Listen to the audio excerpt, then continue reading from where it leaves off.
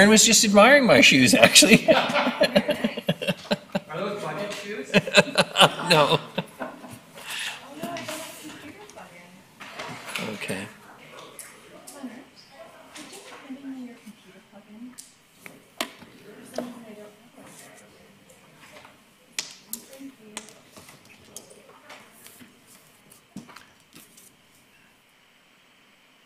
Good afternoon, everyone. I'd like to call this regular meeting of council to order. Ms. Gurry is going to be our clerk today, and obviously we have some late items today, Ms. Gurry. Yes, thank you, Your Worship. For this portion of the meeting, for late items, Agenda Item 2, procedural motion, we're adding Community Charter Section 91G, I, and K. Thank you very much, and I would like to ask for a procedural motion to proceed in camera, moved by Councillor Thorpe, seconded by Councillor Bonner. All those in favor? Opposed?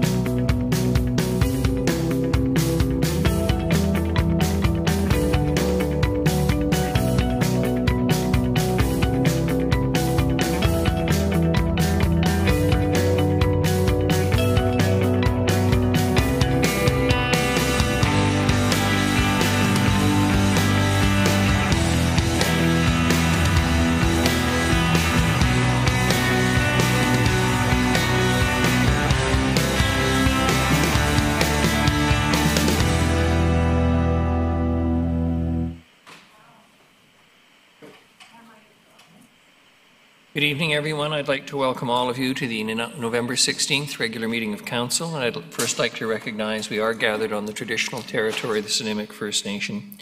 Our clerk tonight will be Ms. Sheila Gurry. Tonight's regular meeting of Council will be held in accordance with the Community Charter, Council Procedure Bylaw 2018, number 7272, and Ministerial Order number M192, governing open meetings during a state of emergency, and the Provincial Health Officer Order regarding mass gathering events. Therefore, members of the public are required to observe meetings virtually and not attend in person, and question period will be suspended throughout the duration of the provincial health orders in effect. The first item on the agenda is the introduction of late items, and Ms. Gurry, we have a few tonight. Yes, thank you, Your Worship. Agenda Item 8A, City of Nanaimo Snow and Ice Preparedness Winter 2020-2021, replacing the PowerPoint presentation with a revised presentation, and this was on your addendum on Friday. Agenda Item 12A for 90 and 94 Victoria Road, Maintenance of Property Bylaw Appeal. We are adding a delegation from Anthony Grattle. Agenda Item 12B, Animal Responsibility Bylaw, add the report titled Animal Responsibility Bylaw. However, I believe there's a subsequent late item that Councillor Bonner is going to speak to regarding this item. Agenda Item 12H, Revised 2021 Regional District of Nanaimo Board Appointments. Agenda Item 15A, Council Gesselbrock Notice of Motion regarding riparian review. We're adding briefing notes regarding that riparian review, area protection bylaw, and development permit area 1 review, as well as a delegation from Paul Chapman, Executive Director, Nanaimo and Area Land Trust riparian review. And that's it for me, Your Worship. However, like I said, I believe Councillor Bonner has an addition. Councillor Bonner. Thank you, Your Worship. I wish to pull item 12B from our agenda. Due to the amount of emails that we received, phone calls, and other items of communication, I think it would be appropriate if we pulled this item to get to deal with and take into account what we've received so far, and plus look at possibility of having more public engagement on some of our portals. Thank you very much, Councillor Bonner. I love the word voluminous. Don't get to use it that often, but that certainly describes the level of correspondence Council's received in the last few hours, and certainly discussed at the agenda briefing this morning. So unless there is objection, I believe that would be an appropriate thing to do. Councillor Brown? Yes, thank you, Worship. Thank you, Worship. I'm not opposed to it being delayed for public consultation on the bylaw, if that is the intention. I just don't believe pulling it from that the agenda actually sets that intention. So my preference would be that it stays on the agenda, and if council wishes to have consultation on those bylaws before they are considered, that a motion to that regard be delivered at that time. Sorry, I didn't catch the last bit. Yeah, sorry. If the intention is to have that consultation, my preference would be that it is kept on the agenda, so a motion could be passed at that time to set that clear direction. Are you suggesting a motion to defer then? Your Worship, Naming a date?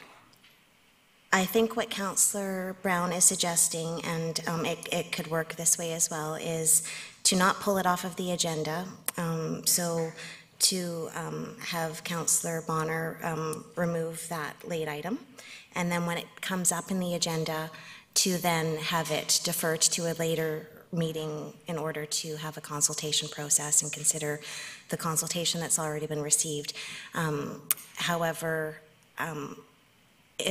I would like to know if council is amenable to that at this point for the purpose that I believe council is, and we had these discussions already because Ms. Robertson and the SPCA representative aren't here this evening to speak, because I believe council wanted to review the input they have received and consider further input as well. So hopefully it goes that way. Councillor Brown? Yeah, just a point of process. I don't think council has decided anything on this matter. So this is where I'm getting unclear on the process, because I understand from talking to Councillor Bonner, the intention is to have some consultation with the public on the bylaws. If we just pull them, there is no direction to do so. And so I'm a little bit unclear on what gets done and how it gets done. Let's leave it on the agenda and we'll deal with it when we get to it. I'm fine with that, and I can't get to them, so doesn't matter. Sounds good. The only other thing I was going to suggest is that I know Mr. Chapman is here to speak as a delegation to the repair and review, which is the last item on our agenda tonight. And I'm wondering if that could be brought forward, unless I see great objection, so that Mr. Chapman doesn't have to spend his whole evening here in what could be a lengthy road, much longer than Opal. Would someone care to... Your Worship, yes, I would consider it be changed to be item 12C, because there is a speaker to the 12A item as well. Certainly. Put it as 12B because we're going to defer it. All right. Can we have a motion for approval of the agenda as amended? Moved Councillor Armstrong, seconded Councillor Hemmens. All those in favor? Any opposed? Seeing none, motion carries. Motion for adoption of the minutes as circulated. So moved, Councillor Hemmens, seconded Councillor Bonner. All those in favor? Opposed? Motion carries. Thank you very much. On to the Mayor's report. The city put out a very timely press release reminding us that winter is on its way. With cold and rainy conditions, roads, possible snow, it's a great time to start preparing for winter weather and storm conditions. around the home, and in order to avoid flooding during heavy rain or melting snow, residents are asked to clear leaves and debris from catch basins at storm drains near their properties if they can. In the event of snow, property owners or occupants are required to remove snow and ice from sidewalks in front of their properties within 24 hours so that pedestrians have a safe place to walk. The city will, of course, clear sidewalks around parks, bridges, commuter trails, and major city facilities as quickly as staff can get to them. And residents should also ensure that they have supplies in the event of a major snowfall or power outage. And when in our city's parks, would you please exercise a great deal of caution during this kind of weather patterns, as we're going to experience for many more months. Trails, boardwalks, bridges, stairs, and playground equipment can become slippery and hazardous when there is rain, ice, and snow. On the roads, as everyone knows and should be used to it, the city has a series of priority routes.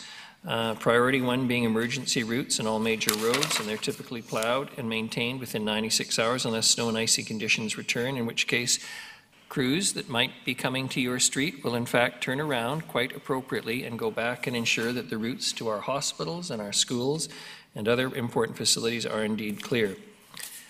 And if you have any concerns or want to make a suggestion regarding snow and ice control, please contact the City Public Works at 250-758-5222 or publicworks.worksinfo@nanaimo.ca. I also want to comment on what is becoming much more of a concern than it was a few months ago when we were getting a little smug on Vancouver Island, and that is the presence of COVID. There are 41 new cases reported today on Vancouver Island for a total of 99. That's a revised total. So nearly half the cases are fresh, and the majority of them, the public health officer advises, are from Duncan north to Qualicum Beach, and we are therefore an epicenter.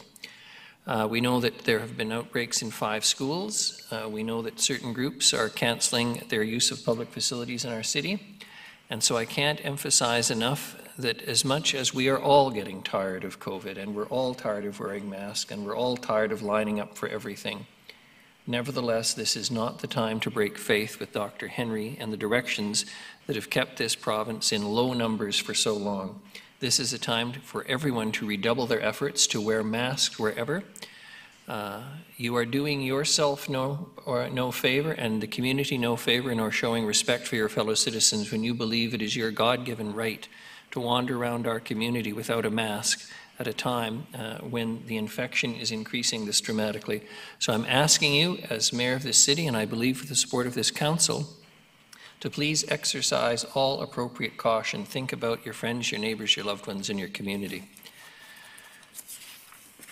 The last thing I want to talk about today is something that is, how shall I say, not a very happy event for this community, and certainly a very unhappy series of events for the Nanaimo Area Land Trust.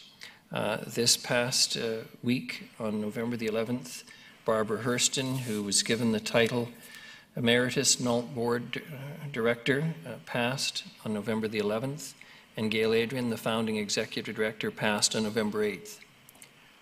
These were 2 remarkable women, and I suspect that probably everyone around this council table at some point had some acquaintance with them or friendship or worked with them in order to make NALT the incredible institution it is in our community. I first got to know Barb Hurston when I joined my first community board back in 1983, and that was the Board of Planned Parenthood, as it then was, now known as Options for Sexual Health. That was 37 years ago.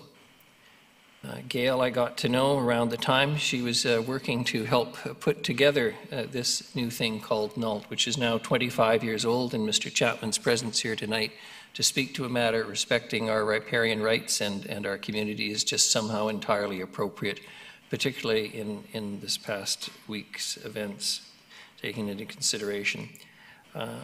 So on behalf of this council, I wish to extend to both the Hurston and Gail Adrian's family, the Hurstons and Gail Adrian's family, our condolences, our thanks, and our respect. They were 2 very remarkable women who showed real leadership in this community, who never sought public approval, so to speak, or aggrandizement. They did it because they wanted to do the right thing, and they did it very well. And they attracted a great deal of support for NALT as a result.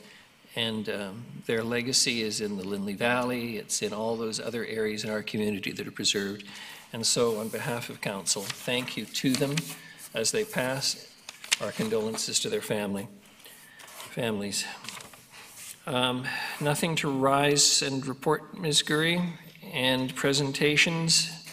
The first is the City of Nanaimo Snow and Ice Preparedness Winter 2020 and 2021. Mr. Thompson. Oh, Mr. Sims is going to introduce Mr. Thompson. I was just going to briefly introduce Mr. Thompson, Your Worship. Thank you. And had we known your remarks earlier, we would have actually put this slide up for you. But Mr. Thompson is our roads and traffic, and this is really our annual refresher course crash course on snow and ice in the City of Nanaimo.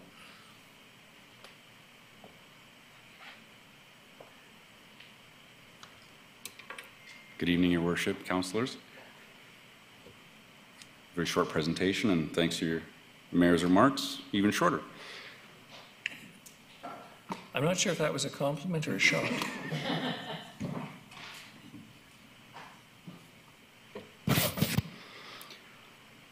So as the slide says, snow and ice preparedness for the City of Nanaimo. Rest assured we are prepared. We have an outlook for you here. This is some of the tools that we use to track the weather and forecast. We have a La Nina year coming to us, so that is a wet season. One of the interesting things about the La Nina on the west coast is, depending on which side of the jet stream you fall, it's either going to be rain or snow, so we'll be keeping a close eye on that. Our forecasters are suggesting it's going to be wet through to the new year, and then a couple of storms, snowstorms in January through March. So typical Nanaimo winter is a lot of frost in the morning. We get a freeze, cold snap about 5 a.m., so we are ready for that. That's pretty typical for any given day. Occasionally snow accumulation, as we're all aware. So in terms of the capabilities that we have to deal with those events, we're prepared. We've got all sorts of equipment, public works. We pride ourselves on the flexibility of the equipment that we've got. One day we could be plowing snow and dealing with a storm event. The next day we could be doing construction because it's 5 degrees and everything's disappeared. So we need to maintain that level of flexibility. The level of service that we provide to the residents is based on typical historical West Coast winter. We take a measured approach based on the events that we reasonably forecast. So significant events can be challenging. It does take us some time, as Mr. Sims and Her Worship mentioned. We can be focused on the major routes for quite some time, depending on how the weather patterns flow through the city. So our primary purpose is to clear snow from the city streets, keep the priority routes safe for transit and emergency vehicles. This requires that we move the snow off the road and we store the snow until it melts.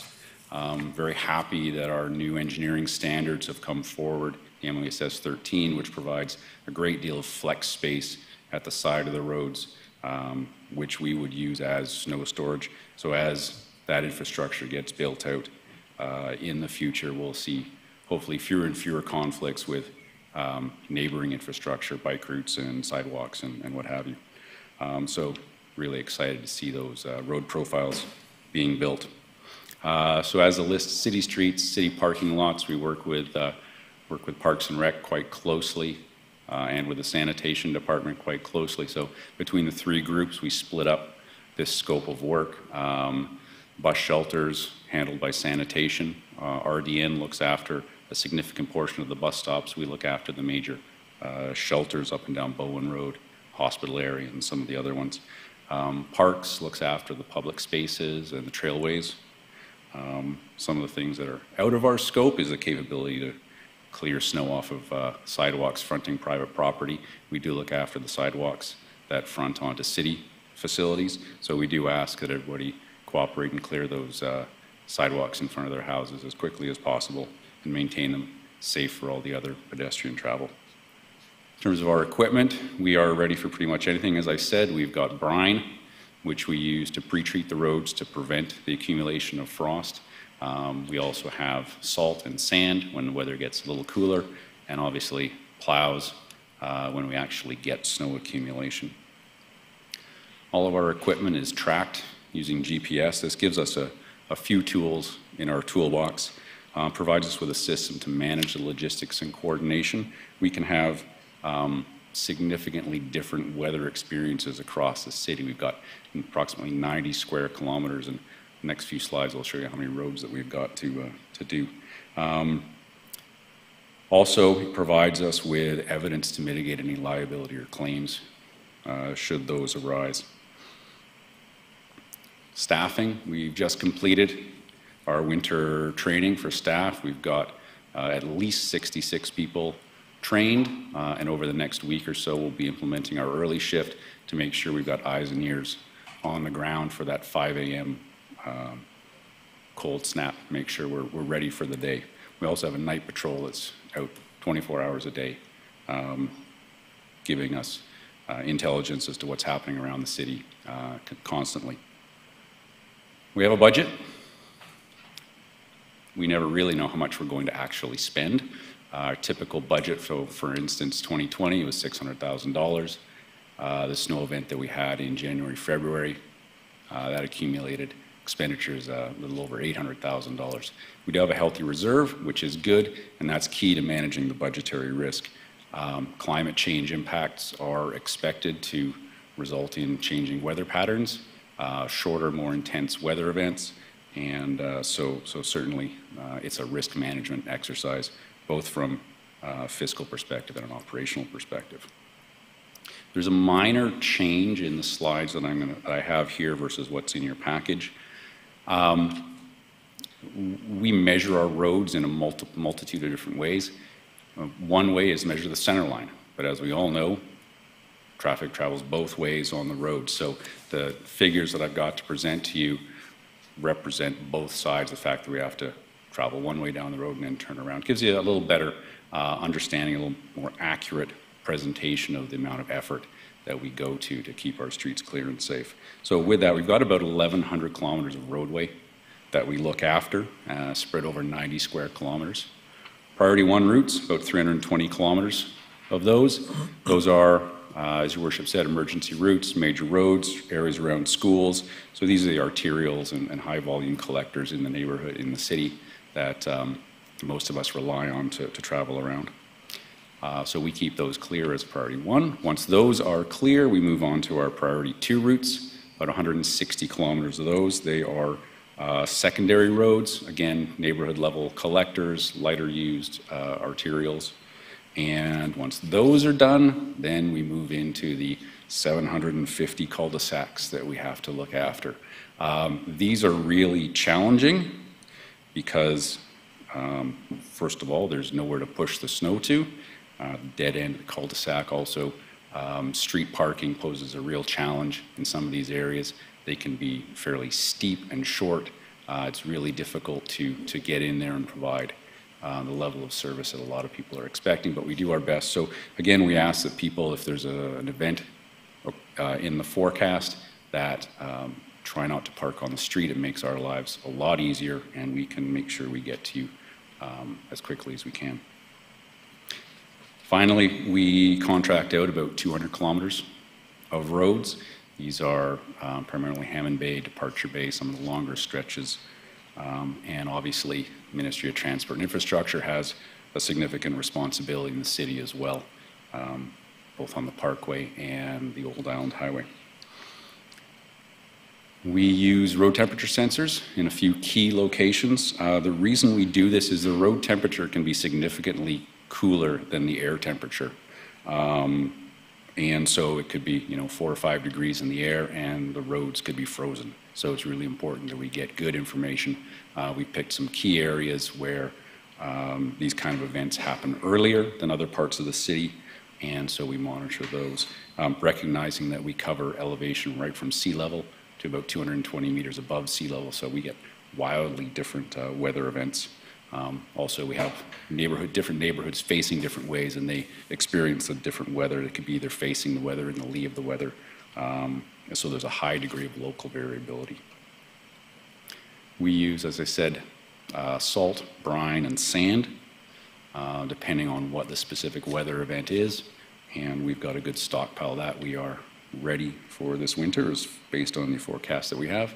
We have contracts with suppliers to make sure that we can get more material should we need to. With the salt, we do something kind of interesting. We actually wet it before it comes out of the truck. This improves the efficiency of it. It doesn't bounce around quite so much when it hits the road. And so it sticks, and it lasts longer and provides a much higher level of service than dry salt. When it gets really cold, -6, we flip over to a sand and salt mixture to give added traction. Salt doesn't melt so well at that temperature, so the sand provides a bit of extra traction. Finally, we do a lot of communicating.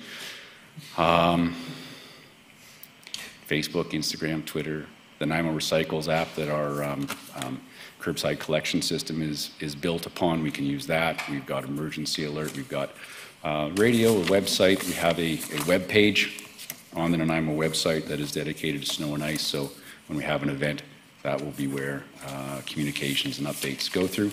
And obviously the TV. Snow makes for great images.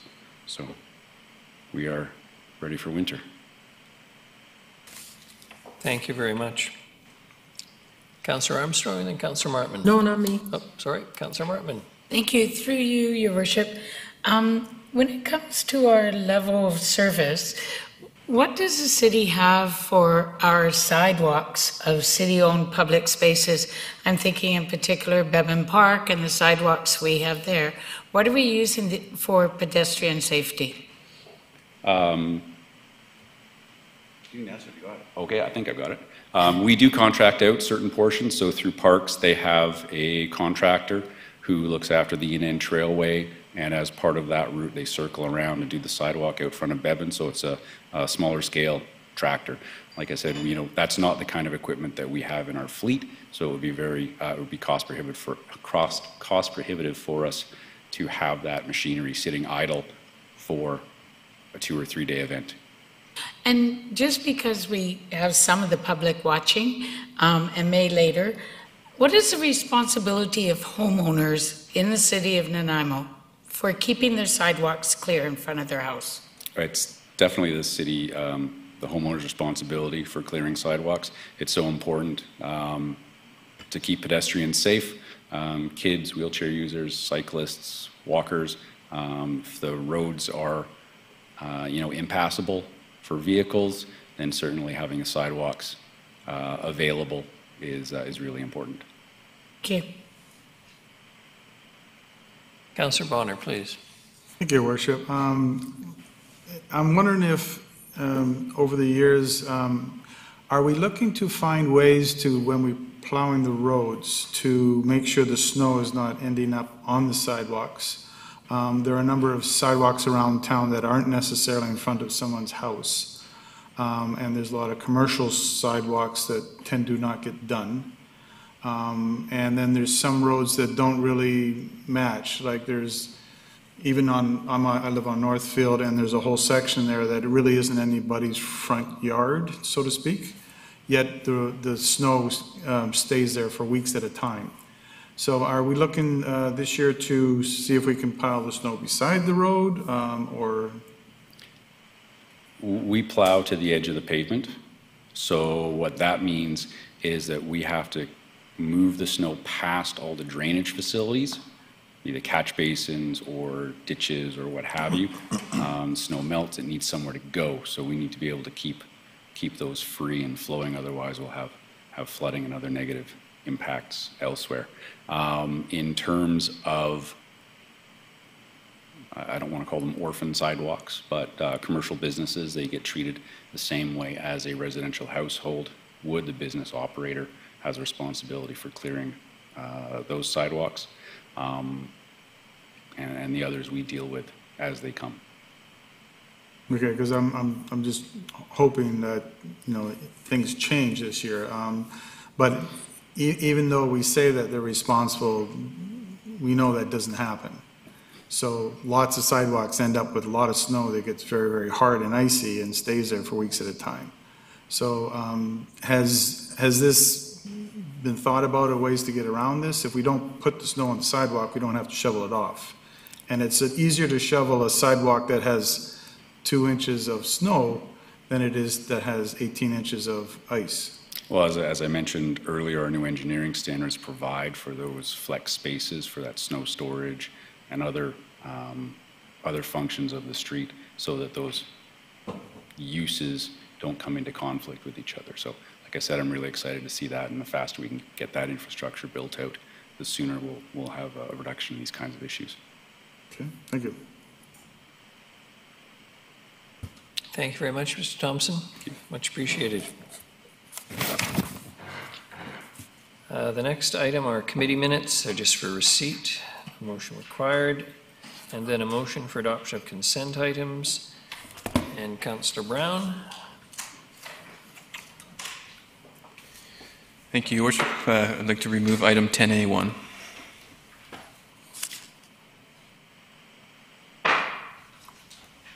As opposed to 10, 2, and 3. I have Or 10A2. So 10, 1, 1, and 2 as yes. Sorry, 10A1, all three motions included under 10A1. Yes, thank you. Okay, just to be clear. Anything else? The task force will remain a consent item. We'll vote on the consent items. All those in favor? Opposed? Motion carries. Thank you. Should we deal with this one now? Councillor Brown? Thank you, Your Worship. There's three motions there, and I would like to move that a staff report be prepared on these motions, and that the motions and staff report be brought to a future GPC for discussion amongst council and the Reimagine team. Your seconder, Councillor Hemmons, Just to quickly speak to that. please. I'm very excited by this notion, and I know a lot of folks from some that I've talked to in the social industry, social services, to the business industries, to the environmental folks, that there's a lot of good stuff to be maybe captured here. And so I think a little bit more robust discussion around it, so that we're all on the same page, that we all have an understanding on what we're voting on and paths forwards, and the level of commitment to that. And I'm just not convinced that we're necessarily there yet in terms of that understanding. And I believe it is so important that if we do it, I want to make sure that that we're all doing it in lockstep, and that's including staff, and that's including the Reimagine team, and that's including council, so that if we do it, we really do it right, and we make sure that we're not going down a path that maybe we're not having an understanding of that clear direction. So I think it would benefit from that staff report. There has been some preliminary work that done on possible integration into the Reimagine process, but council hasn't seen that. That was an environmental committee presentation by the consultants. So I think there's some work that could easily be sort of wrapped into this in a future GPC discussion. Councillor Gasselbrock. Thank you, Your Worship. Just to clarify, Councillor Brown, the deferral to a future GPC or to the next GPC. The reason why I'm asking, I think that given where we're at in the Reimagine process, I think that time is critical in terms of how the adoption of the donut model in terms of vision and sort of its application to our specific circumstances in Nanaimo would go, that this discussion would have to happen sooner than later. I was hoping that it was going to happen a bit more at the last GPC, but I do agree that some more discussion and looking at what that exactly means, what we're adopting and what that would look like in terms of its application.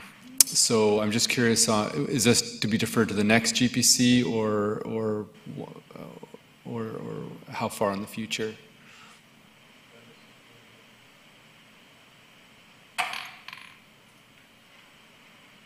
Thank you, Worship. I would be hesitant to put the next GPC on it just because I want to make sure that Mr. Lindsay and his staff that are leading the Reimagine team and the consultant team have the time to put forward a report that they feel confident in and that they sort of understand how it all fits together. And so council then is furnished with that information and the confidence behind that.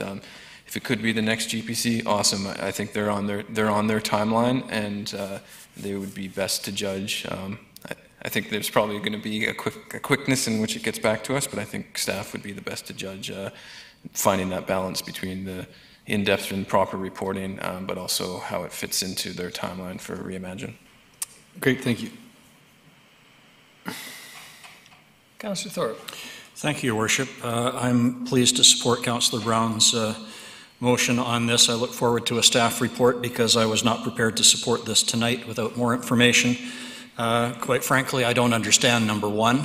I guess I'm just a simple guy, but operates within the planetary boundaries necessary to maintain core life-sustaining ecological functions. Baffled me. So I look forward to an explanation of that. And quite frankly, under number two, and I've done some of my own research, I'm not comfortable and I'm not sure that I'm supportive of the donut model as the city's cohesive vision. So again, I look forward to more information and I'll support Councillor Brown's motion tonight. Thank you. Thank you, Councillor Thorpe. Any further discussion? All those in favour? Any contrary? Motion carries. Thank you very much. We have no delegations unrelated to agenda items, Ms. Gurry. Next are reports, and the first one is 12A 90 and 94 Victoria Road, Maintenance of Property Bylaw Appeal, and that's you, Mr. Lindsay, please. Thank you, Your Worship. Under the bylaw, any property that the staff is proceeding with a complaint on has the opportunity to appeal staff's decision. And in this case, on 90 and 94 Victoria Road, this file goes back a number of months to staff getting complaints from neighboring property owners regarding an unsightly property in January of this year. Working with the property owner as recently as starting in March. And staff, if you read the report, the report outlines how staff took steps to give extra time because of COVID and the pandemic to respond to the concerns on the property. But finally, with little or no action on September the 3rd, staff issued an order to clean up the property, as is allowed for under the bylaw, with a deadline of September 23rd. That has now extended out with no activity, and as I mentioned, under the bylaw, the property owner has asked now for a request to appeal staff's direction to council. So they're here this evening, I believe participating through Zoom, and have the opportunity to present to council. And Ms. Gurry, just to confirm, the delegation will have 5 minutes. Hello. Good evening, Mr. Gradl. It's Mayor Krogh. You will have 5 minutes. Good evening. If you can introduce yourself and give us your address for the record, and you'll have 5 minutes. Unfortunately, you can't see the light here, which would tell you have a minute left, but we'll be relatively kind. Okay. So please proceed. I'll try to be as quick as possible. Can you hear me? I'm going to let you start again because you weren't making any sense at all. Is it possible? Can you hear me? I'm hearing echo in the background. Pardon me? From you. I'm hearing an echo from inside wherever you guys are located. Just give us a minute. We'll have our staff look at trying to get it clear. No problem.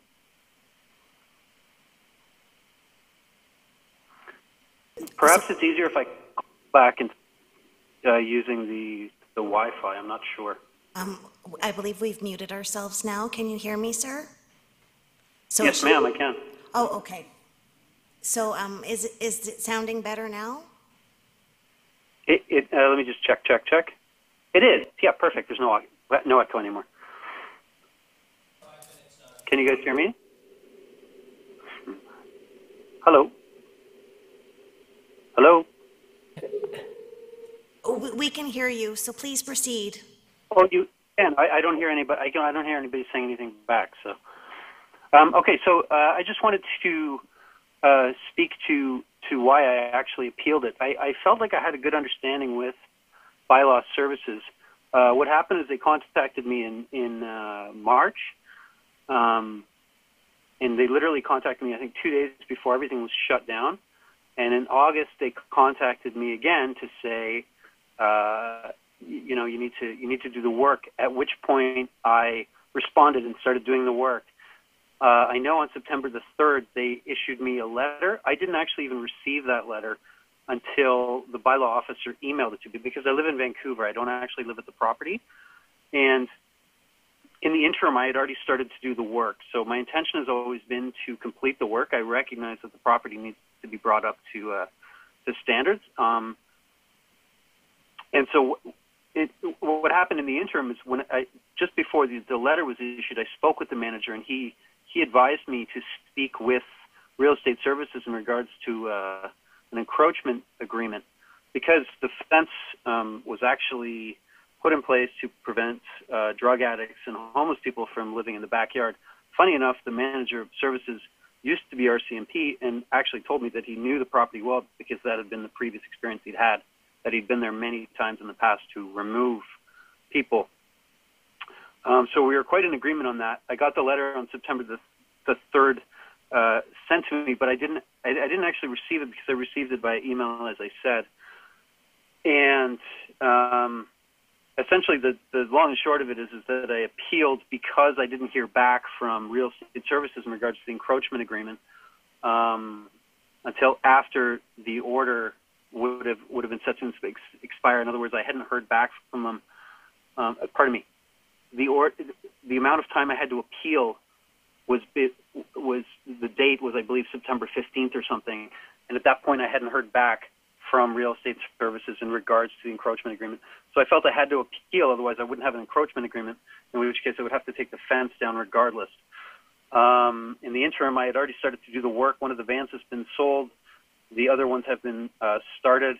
The garbage that's piled at the back that's referred to will be on my next run to Nanaimo, will be thrown out. I'm going to do a garbage run. I'm in contact with the Sea Cadets to donate the boat, and the other trailer will be gone as well. It's certainly not in my interest to continue to have that property look the way it is. I'm a full-time single parent, and I've been working quite hard freelance in the last year, and I'm trying to get a business off the ground. So unfortunately, that property has fallen to the state it has. As I said, I have done a significant amount of the work already, and my intention is to finish the work. I just need another 60 days to do it. I was gone most of October on some speculative work things that I was trying to get going for one of my small businesses as a filmmaker. And so that's essentially the nuts and bolts of it. There was mention in the report, and this is why the actual report was pulled from. This was supposed to have been heard 2 weeks ago, but in the report is mentioned 2014. In 2014, when excuse me, when a complaint was lodged, I actually did the same thing, and I appealed it, and I was given extra time by council at that time, I believe another 60 days as well. And I did the work, and I'm not sure what it states on the old report, but the bylaw officer told me that everything was fine and in compliance, and that there was no further issue. And so everything essentially was left at that point. So I was not quite sure why the 2014 report was brought up. It wasn't brought up to me up until the very, very end, at which point I said, hey, it's not really fair that it looks like I'm just trying to skirt my responsibility, and I'm certainly not trying to do that. I want to get the property cleaned up. It's important for me to do that. There's a picture of a car that was parked out there. That was from a tenant that was never supposed to have been there. And so there was also motorcycles there. I really hadn't been back to the property in quite a while, so I wasn't even actually aware of some of these things. So as it does state in the report, a lot of those things have been taken care of, and I'm fully intending to get the rest of it up to snuff. Obviously, with COVID, it has been a bit of a struggle. My son was out of school up until June of this year, or July. and we were learning from home. So there's been some significant challenges. As of right now, I believe they don't recommend travel to Nanaimo or from Vancouver Island to the mainland unless essential, which I think expires in another week or something. Wrap up, please. Yes. Yep. So I just need another 60 days, and I will complete the work. I'm happy to report back to council if necessary. I'm certainly not interested. I mean, I've been a property owner for quite a long time. I'm not interested in having acrimonious relationships with neighbors. And thank you. And I didn't actually. We have your point. We have your point, and you're nearly into 6 minutes now. I apologize. No, it's all right. It's a little weird running. It's a little weird just talking without being able to see anybody or to have a back and forth. So I would have come in person, except thank you. My extenuating circumstances. So I appreciate your comments. comments. I'm just asking for another 60 days. Thank you. Thank you. Questions for Mr. Grattel?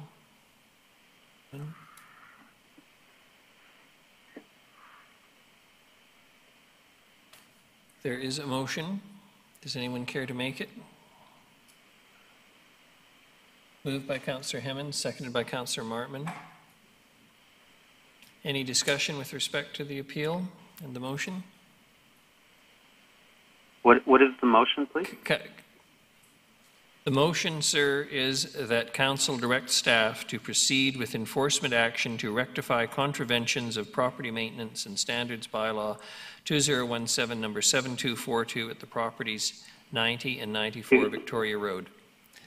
You guys are going to bankrupt me if you don't give me an extra 60 days. Even 30 days. I just need a little more time. Mr. Grattel, I appreciate what you have to say. It's now council's. I've been in nonstop communication with. You can continue your communication with staff if you wish, sir. That's not the issue here tonight. There's the motion before council. I'm going to hear now from Councillor Turley. Thank you, Your Worship. Through you to, I'm assuming, probably Mr. LaBerge from Bylaws. The fence that was referred to, it actually is a gate on a registered laneway, or is it on the back of the property? Mr. Lindsay, can you help us here? Yes, Your Worship, and it's somewhat difficult to see, but I was looking earlier on the air photographs that are attached to the report.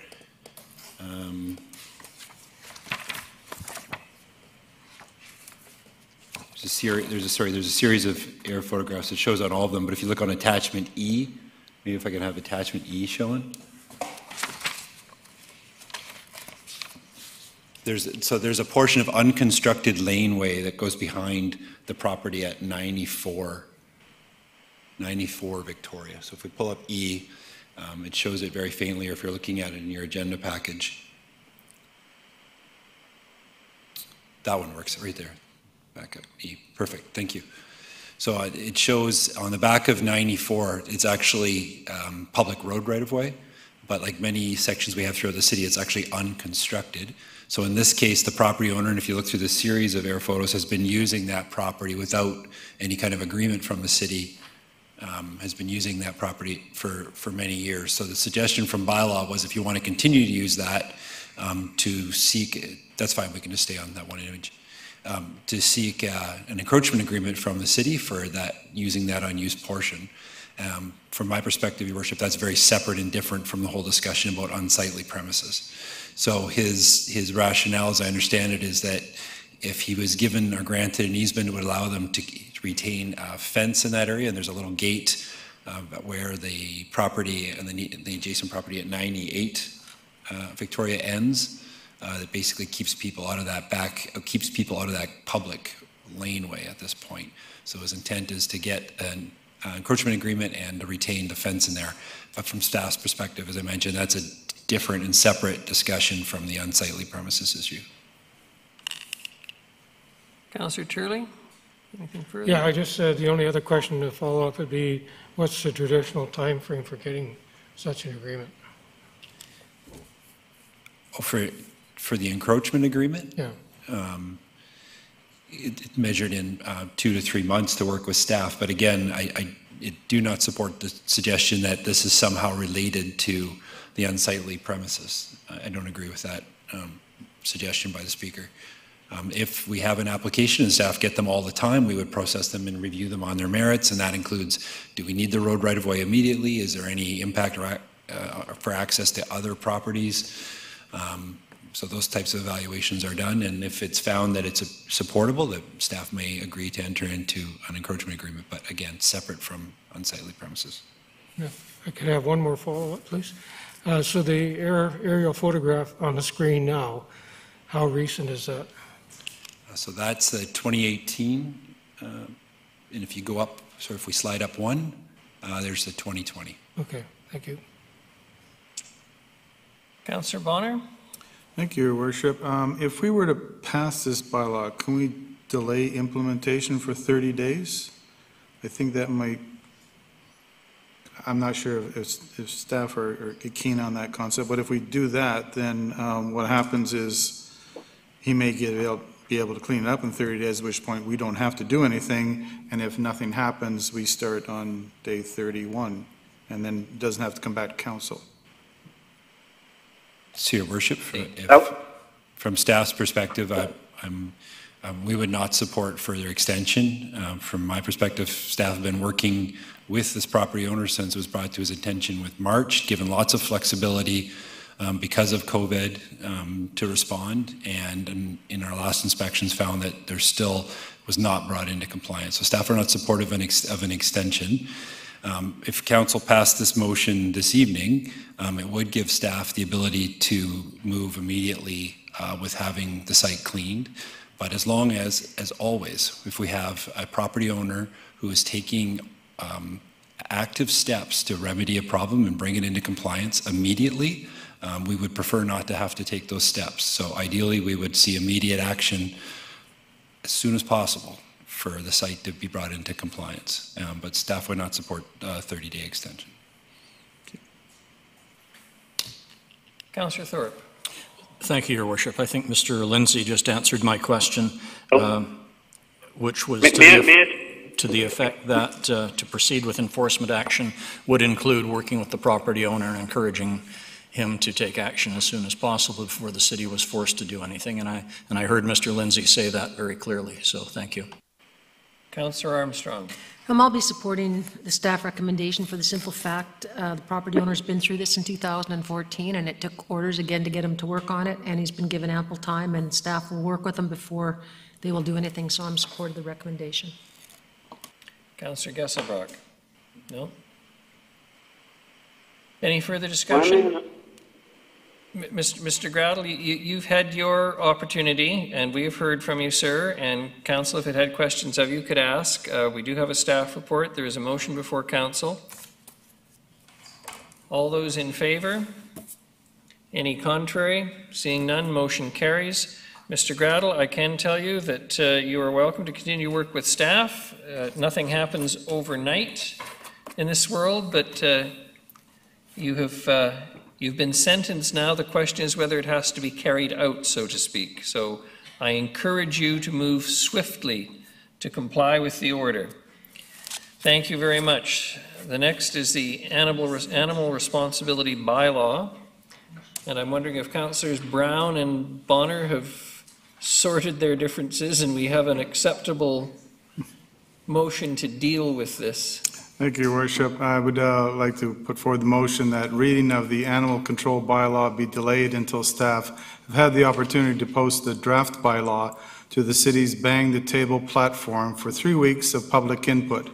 Create a report on that input for consideration of changes that might be incorporated into the draft bylaw for reading in early January. Seconded, Councillor Martman. A very sensible motion. Any discussion? Councillor Turley. Thank you, Your Worship. My question is, will we have an opportunity between now and when it comes forward again to make suggestions for change to specific items in the bylaw or for clarification? Ms. Gurry. Thank you, Worship. Yes, staff can reach out to council for further discussion at any time. Council can approach staff with their suggestions and changes, and then incorporated in that report will be feedback, including council's as well. Thank you very much. Any discussion? All those in favor? Any contrary? Seeing none, motion carries. Thank you very much. The next is the Opal Road intersection operation. Your Mr. Worship, Sim- I sorry. think we moved Mr. Oh, Chapman yes, pardon to me, this we're going to location. do, Yep. yes, Councillor Gesselbrock's motion. Yes, sorry, thank you. Councillor Gesselbrock, we're in your hands.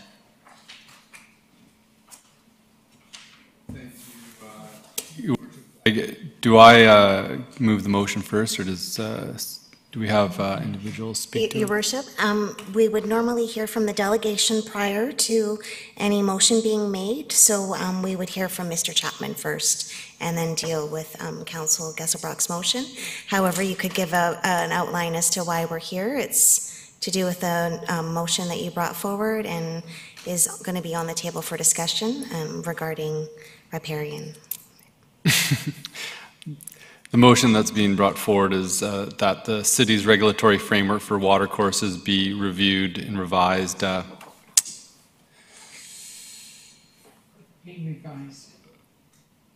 As part of the reimagined Nanaimo process in order to improve the protection of city watercourse riparian areas for the full range of the important environmental and community benefits they provide. A briefing note was submitted to council for review, and I guess we'll hear from the delegation, and then I'll move a motion and speak to it after that. Mr. Chapman, it's not bad, we're going to get you on before 8. Before my bedtime. And the usual, 5 minutes, the light will change to orange when you have 1 minute left. Okay, thank you very much. Hello, my name is Paul Chapman. I live at 555 Franklin Street in Nanaimo Territory, and I am the Executive Director of the Nanaimo and Area Land Trust, also known as NALT. Before I start, I'd like to thank your worship for the kind words you spoke during the Mayor's report about the passing of our foundational members, Gail Adrian and Barbara Hurston. They will be missed. Thank you for this opportunity to speak to Councillor Gesselbrock's motion. A number of you are registered to attend the 3rd Annual Symposium on Water Stewardship and a Changing Climate, presented as Watershed Moments, a video trilogy.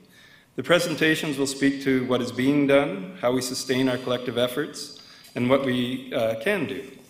The content of the symposium may be quite useful when you are contemplating riparian protections, other green infrastructure initiatives, and eco-asset management. So there, I've plugged the symposium. And I should say that at times I'm certainly going to sound preachy, but this is supposed to be, this is meant as part celebration, part sermon, so I'll take it from there. Sounds like the mayor. Many times, I and other members of our community have stood here to implore city councils to uphold a broad interpretation of Nanaimo's riparian area protections to reflect the guidance of our official community plan, our OCP. To protect the various values supported in riparian setbacks, including the sense of place that our tall creekside trees embody, the de facto wildlife corridors accommodated by intact riparian setbacks, the rich biodiversity of riparian and riverine systems, and the ecological services, flood control, drought mitigation, that these areas can provide with sufficient protection and restoration. These are the environmental and community values realized in riparian zones. Over the years, a number of reasons have been provided for allowing variances to riparian protection for development. It has become apparent that our riparian protections aren't designed to meet community expectations as expressed in our OCP. The bylaws allow for a very narrow interpretation of habitat, only as it relates to fish, and only in consideration of a stream already impacted by intentional and unintentional consequences of development and practices. Councillor Gesselbrock's proposal is a step in the right direction. Recognizing intact and protected riparian areas for all the values they support brings these protections closer to alignment with our OCP. This is a step towards systemic change rather than situational riparian variance decision-making. The 3-minute situational decision you make when you approve a riparian variance will last as a development footprint for 80 years plus. Systemic change is needed. The language of the OCP adopted by the city provides guidance. The declaration of a climate emergency gives urgency to our need to change. We need to look at all of our policies, procedures, and practices through a climate emergency lens. We need to ask, does this decision lead to mitigation of or adaptation to climate change in support of a resilient community? So again, tonight you are considering a step in the right direction of what is a longer journey. The expansion of riparian protection is one step. Ultimately, we need a thorough review of the development approval process through an climate emergency lens. We need to meet the expectations of our community as spelled out in the OCP, while providing some certainty to what is expected of developers and developments in our city. We need to put some urgency into our climate change emergency. We're not talking about preserving ecosystems and green infrastructure in an environment of abundance. We are operating in a profoundly altered landscape in a time of climate upheaval. There is a timeline where it'll be too late to protect what we have, and we will need to look to restore what we've lost with increased commitments of time, effort, and expense. The decision you make tonight is a climate change decision. Thank you for your consideration of this motion, for your time, and for bumping me up the agenda. Thank you. And I'm touched and impressed that you only used 4 minutes. Thank you very much. Any questions for the delegation? Councillor Gesselbrock? No? May I? Yes, Councillor Bonner. Thank you. Paul, if I may, the last time council had a conversation and we looked at some variances to the riparian area there, it was, you remember, with the place in Stevenson Point area.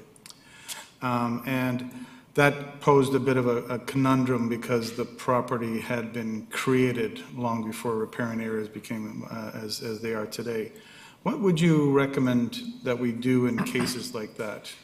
Do you have some ideas on that? Yes, I do have some ideas. I think that, you know, if you're going to give a variance to something in a riparian area, I'd rather see it to the footprint of the building and how you could be creative with that. And I also think that there are properties where we'd have to look and see, is that of such vital importance to, say, as an eco-asset, that's worth securing as city property for its eco-asset and its other values as well. And NALT goes around buying property too, don't they? Is that something that you would consider as well? It's certainly something we could talk about. Thank you.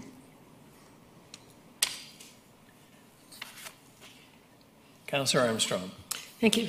I'm not highly knowledgeable in this area, but I've been advised that when they do look at the riparian, a lot of times they look at the time of year and they don't look at the fact, could that creek or whatever be brought back? Because there may be no fish in. Would that be a recommendation too, that we should be looking at piece of lake or river, creek, whatever, be remediated? Would that be something you would recommend, or? Yeah, I think, I think Councillor Gesselbrock's motion speaks to this, and it's when we get a qualified environmental professional look at the creek, it's looking at it the state it exists now, and in that state it can be very degraded. Whereas historically it might have been what would have been a healthy creek and may have supported a population of salmon or other things. And so I think we should look at the possibilities of a creek, and also in terms of not just as habitat, but as eco-assets for flood mitigation and flood control and drought mitigation as well. Thank you very much. No one else?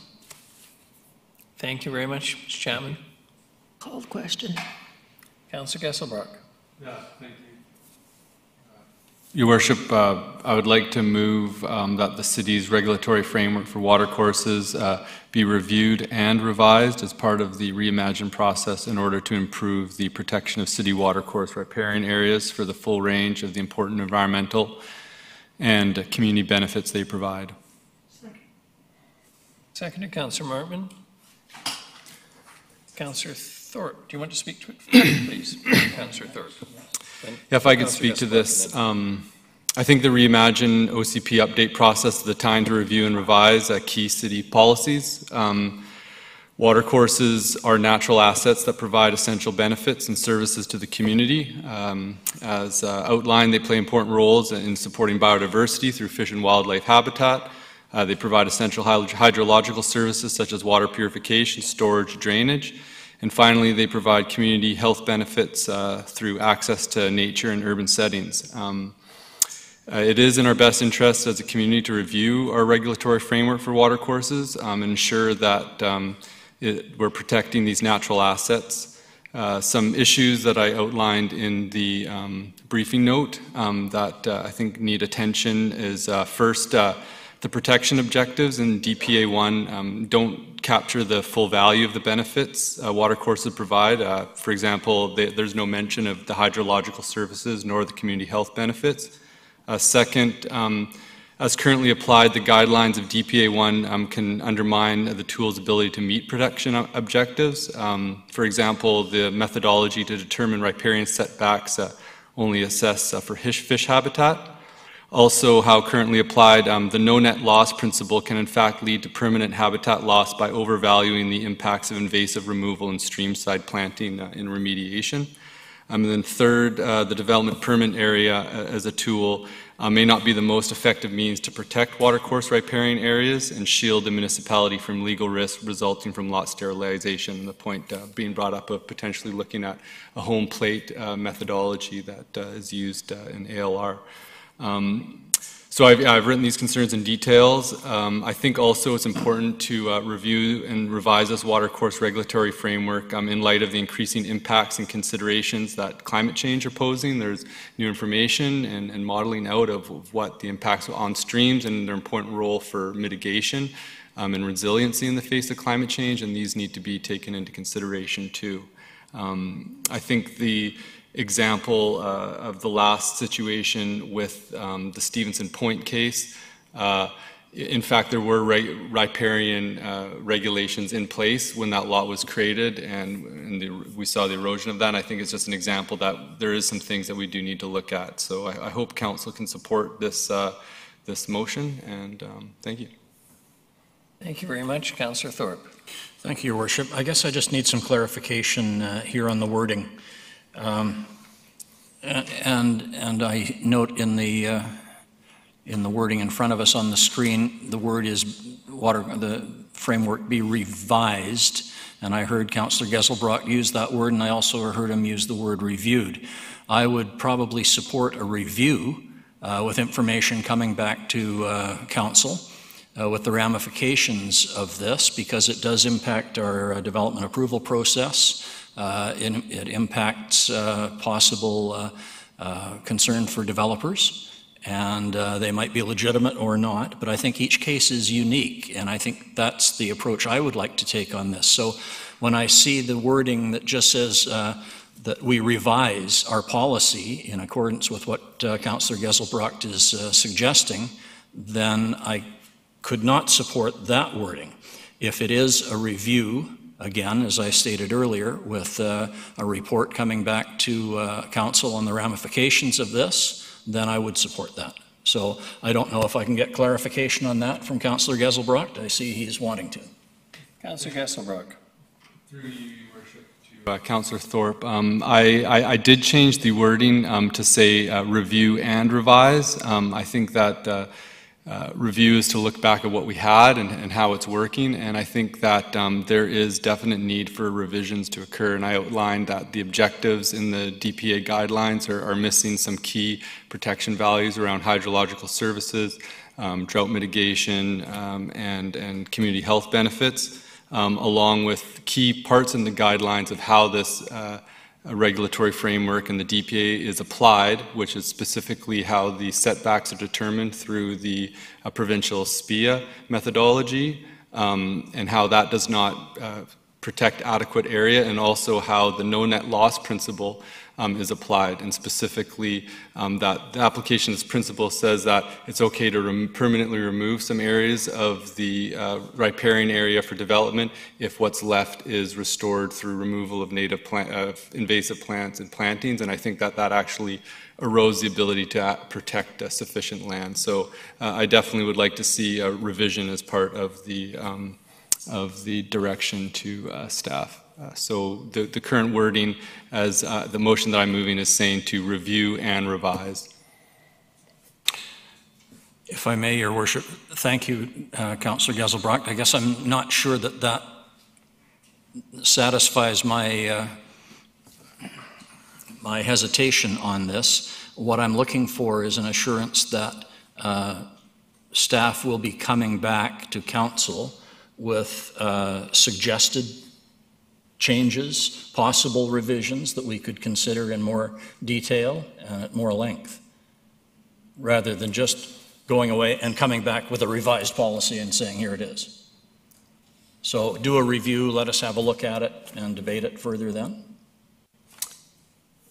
I imagine there'll be a process around that, but maybe other council members would like to speak to this. I'm hesitant to get into a back and forth between two councillors. Thank you. Councillor Brown? Thank you, Your Worship. As this is the development permits are within the OCP, any changes to the regulation would require an OCP amendment and all that goes with it. So that would be council review, public input.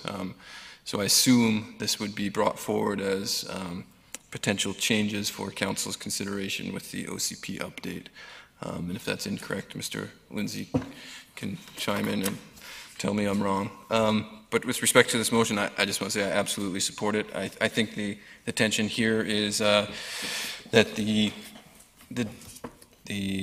demands of what is, I think, required in the world that we live in exceed what the intention of this development permit when it was written, and that, you know, it's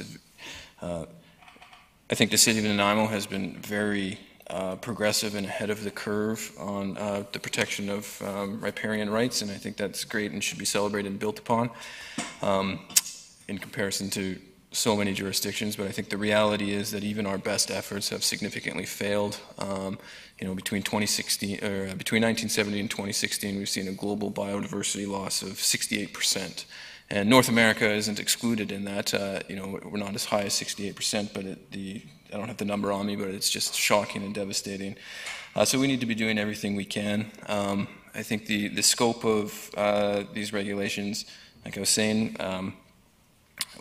need to be expanded beyond just riparian and looking at the full ecological function of what our water courses mean to animals and animal life and insects and all those sorts of things. And that's, to me, what's at loss as the slow incremental changes happen with development. And we're going to be limited with our authority, but I do think within that authority we can make restrictions and even just slight improvement, because so much damage has already been done, is better than none. So with that said, I fully support it. I support the expanded scope that I think is intended in the briefing paper that you provided, and I would look forward to that discussion and that consideration as we go through the Reimagine Nanaimo process. Councillor Hemmons. Thank you. Sorry, Mr. Lindsay, did you? He has to answer the question that was raised. Sorry? There was a question of him raised by Councillor Brown. Sorry. Mr. Lindsay. Sorry if I just understood. The question was, would this be coming forward as part of a bylaw members of the OCP? So the quick answer is yes. This sits in the official community plan and finally would need to be adopted by council as any bylaw would. Councillor Hemmons. Thank you, Your Worship. A question through to staff regarding the Reimagine process. I'm in support of the motion. I'm in support of ensuring that our policies fit the city we want to build. But I'm a little worried that we're using Reimagine as kind of a catch-all for all of our engagement. And if you could provide comment on whether this could be easily integrated within the Reimagine Nanaimo process that is, I think, 5 months underway and staff has devoted significant time to. Can it fit? So, Your Worship, and when staff see a motion like this, we're interpreting it as fitting under the umbrella of Reimagine. So Reimagine is for us the public engagement tent that all of these policy documents reside under. So we're through that public engagement, but at some point in the process, we'll shift to bylaw drafting, including a new official community plan. So it would be at that point that we would be, I think as Councillor Brown was suggesting, we'd automatically be reviewing all of our development permit guidelines because they are part of that bylaw. So we would interpret this as part of that overall review, that this be considered as part of specifically the official community plan creation. Okay, thank you. Councillor Turley. Thank you, Worship. This is probably a question to staff, but I have a potential issue with it, and that is whether the grandfathering is going to be included in the revision or in the proposal, and that would be of existing properties, both developed or undeveloped, that would now fall offside if we expanded. And I think of an example of somebody who currently his backyard falls outside of the distance, and all of a sudden with the new revision that comes in, the backyard is now within the riparian area, which means I'm assuming if they wanted to build a garden shed in that area, they could no longer do so. So I'm struggling with supporting this based on no knowledge of whether consideration is going to be given to grandfathering or not. Thank you. Mr. Lindsay. Your Worship, I think this highlights for me why it might be helpful, kind of a two-step process. And I think if council were to pass this, I think it would be helpful, first of all, to come back with council with a report, just with some commentary around some of the assumptions that are being made. I think staff would appreciate that opportunity. But as we understand, just to most importantly clarify our understanding, because the way I would interpret this motion and what I've heard from Councillor Geselbrecht is primarily not necessarily increasing riparian areas, that might come out as part of the review, but more about how we evaluate variances within the existing riparian areas. And I hope that's correct. Because I think it's really important for council to understand, and I think Councillor Brown spoke to this, I mean, the city has a long-standing history of protecting watercourses. So since 1996, your bylaw has said if you're creating a new lot in the city, it's going to be 100% exclusive of the watercourse leaf strips we have. So the vast majority of those subdivisions you do not see. They do not come before council. They're just created, and those lots are completely exempt.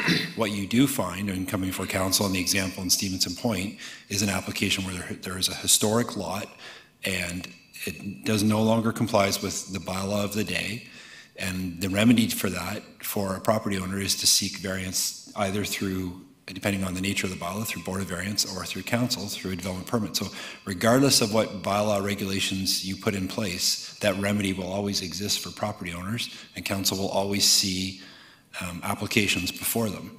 If I understand the suggestion is, it's the guidelines that we would evaluate those applications under, making sure that they reflect upon not just fish habitat, but the entire benefits and ecosystem of watercourse riparian areas. So, but again, I think a report back from staff just clarifying and confirming those statements, I think would be helpful.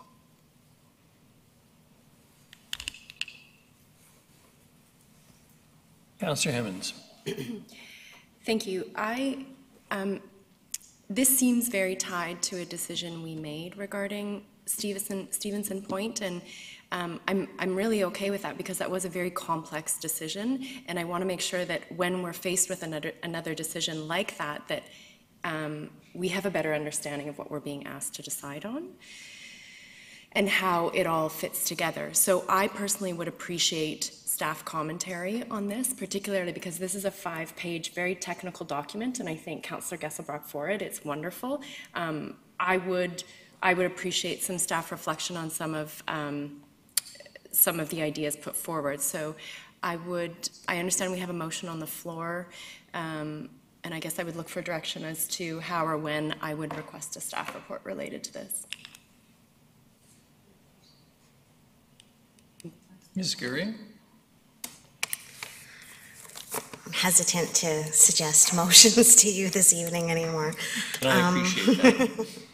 I would possibly suggest Councillor Hemmons would make a motion to defer this motion to come after a report from staff regarding the implications and potential outcomes that Councillor Gesselbrock foresees happening with this discussion, and then the motion would be considered after a staff report with the implications first, or possibly Mr. Lindsay has a better idea.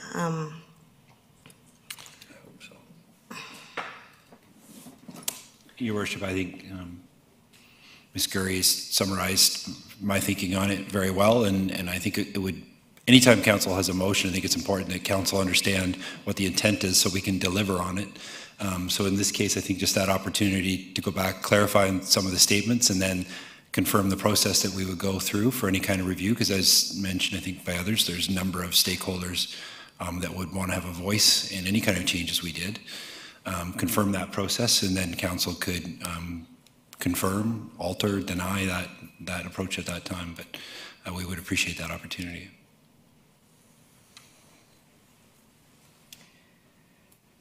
I don't even know the wording of the motion.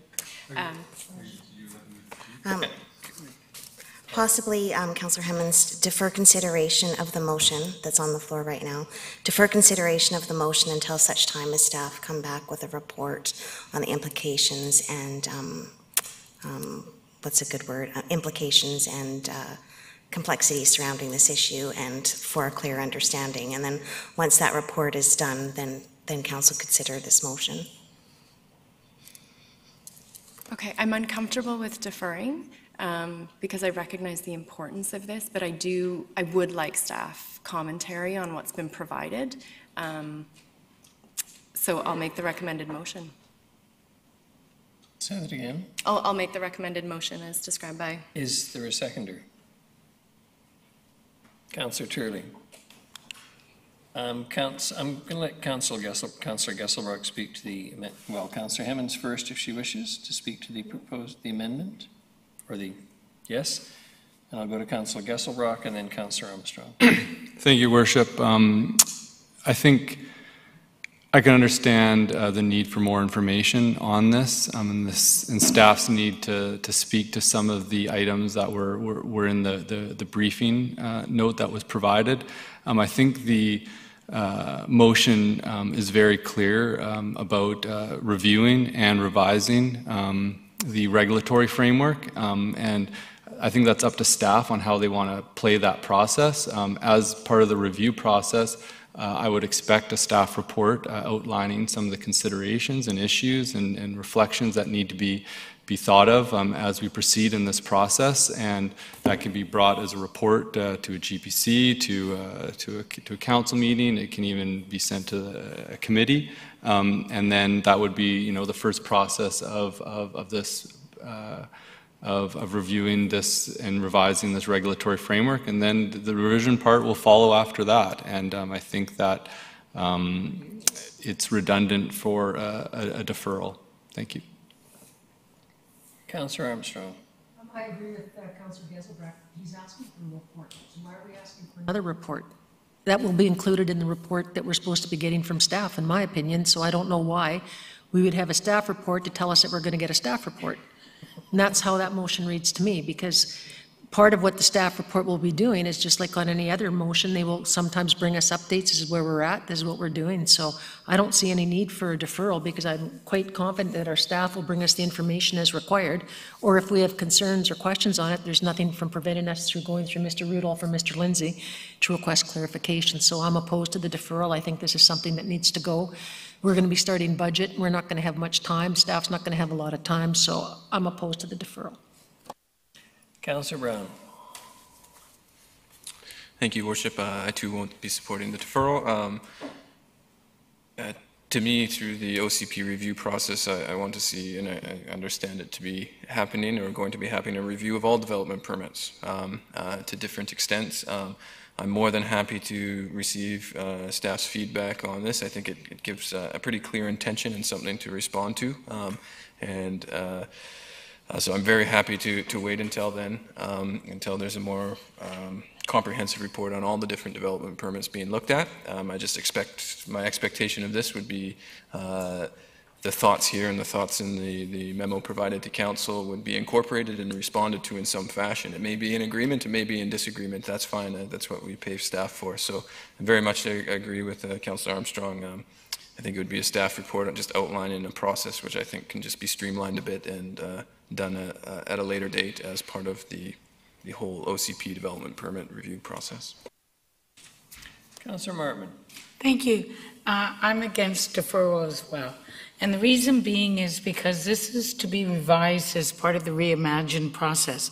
My involvement, what little I had in the OCP, whenever it was, a decade and a half ago, was the OCP is a catch-all.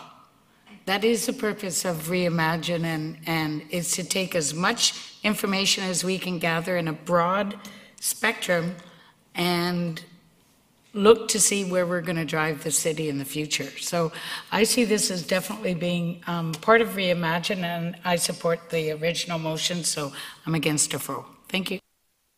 Councillor Hemmons. Thank you. So I think I may be misreading this. If Councillor Gesselbrock believes that staff at some point is going to have the opportunity to reflect on the 5-page backgrounder that we received through this process, then I'm happy to remove or rescind my motion. Could I have staff's affirmation, however, that that's how they see this, that at some point through this review and revision process, that we will have staff commentary on the information we've been provided in terms of the background to this? Sorry. Your Worship, and sorry, I don't want to sound like I'm trying to complicate this, because I'm not. I just want to have clarity, and I think there's a number of statements that are being made, and it's almost, if you read the background report, directing staff to make changes before we've started any kind of process. And that's the part that I'm struggling with, because normally we wouldn't start at the end. We would start with a process to review an application before we made assumptions. So I think I would just appreciate the opportunity to report back to council on some of those statements and assumptions that are being made, and provide some context and clarity around those, so that we can move forward on a process. If council was to approve this tonight, that's fine. We'll still continue on with our review, and at some point, whether it would be awkward to bring it forward just in the middle of the Reimagine OCP process. I would hope that there'd be an opportunity to bring something forward earlier, before we got into a consultation process with stakeholders on it. And so there was an opportunity to actually have a discussion before we got too far into that engagement process. Councillor Turley on the amendment. Thank you, Your Worship. My challenge with Councillor Hammond's suggestion she's going to remove the deferral, because I won't support that as a seconder, is that the motion states that the city's regulatory framework for watercourses be revised. It doesn't say be reviewed, it says revised. The motion is reviewed and revised. That's not what it says on my page. No, I changed. Yeah, through you, Your Worship, to Councillor Turley, that is what it reads on your agenda. However, when he moved the motion this evening, he did revise it to include review and revise. So he added the word review. So it's on the screen. You're not looking, it's not going to be on the screen. It's just when he spoke it and moved it this evening that he used the word review.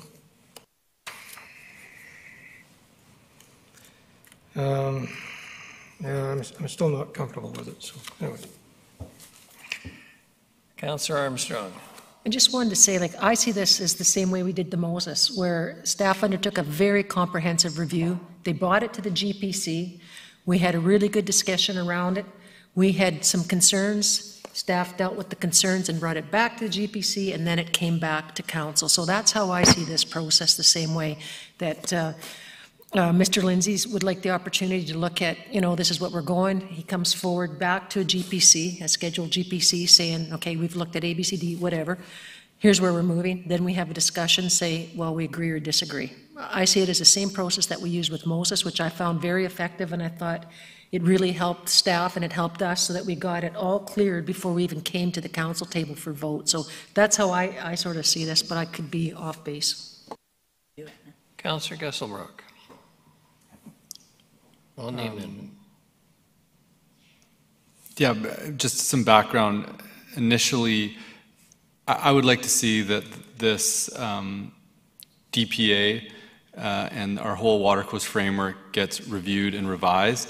To me, whether it's part of the Reimagine process or not, it doesn't really matter. However, in speaking in earlier conversations that I've had with individuals, because we are reviewing our DPA as part of the OCP process, I thought that would be the easiest on staff to do it as part of the Reimagine process. But whether, I think that there's a difference in understanding of when we say review as part of the Reimagine process, what it exactly means to each individual here and what that actually looks like. But the intent is to review and revise the regulatory framework on watercourses. And so I think we can leave it to staff on how they want to step this process in going about it, but the intent is to review and revise the watercourse regulatory framework.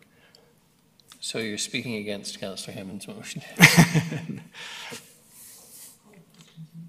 Councillor Thorpe.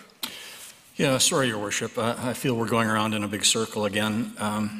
And I understand Councillor Hammond's motion, and I think I'll support it just because I still think there's confusion over wording and the devil's in the details. And I hear Mr. Lindsay very clearly saying that staff would appreciate the opportunity to come back to council and give us their commentary on the proposed revisions and potential ramifications to other members in the community. So I want to see that happen. And I'm not sure if supporting Councillor Hammond's deferral is the best way to see that happen, but I suspect it might be. Otherwise, if that does not pass, I still sense that that is the process that we'll be following by getting a report back to a GPC meeting. So I think we're all sort of heading in the same direction, but by different routes. And if Mr. Lindsay has anything else to further clarify or muddy the question, he's welcome to add to it. Your Worship, I'm seeing a general nodding of heads around the table, so I don't want to lengthen this out any longer than it needs to be. If Council passes this motion, I think there'll be an opportunity, based on what I'm hearing tonight, to come back to GPC and have a discussion, and we'll try to do that earlier or as soon as possible. Why do I feel like that passage from the Bible about the Israelites in the desert for, what was it, 40 years? 42 years, thank you. On Councillor Hammond's motion, which is, Ms. Gurry, just read it again, please. Thank you. To defer consideration of proposed motion until such time as staff can report back to council with implications and clarity on the process. Thank you. Councillor Hammond, is it really necessary to say? Well, I think it is, because if Mr. Lindsay just said that he read the will of council, then this motion is moot and we don't need it. I understand that Mr. Lindsay understands that we would like staff commentary on this. I think... Well, Your Worship, I wouldn't mind just voting on the deferral. If it fails, then you can vote on the main motion. I would prefer that. I'm going to call the question. Yeah. On the motion, Councillor Hammond's motion, all those in favour? Councillors Thorpe, Turley and Krogh. Those opposed, Councillors Armstrong, Martman, Gesselbrock, Hemmons, Brown and Bonner. On the main motion, all those in favour? Any contrary? Councillor Thorpe, thank you very much. And Councillor Turley, sorry.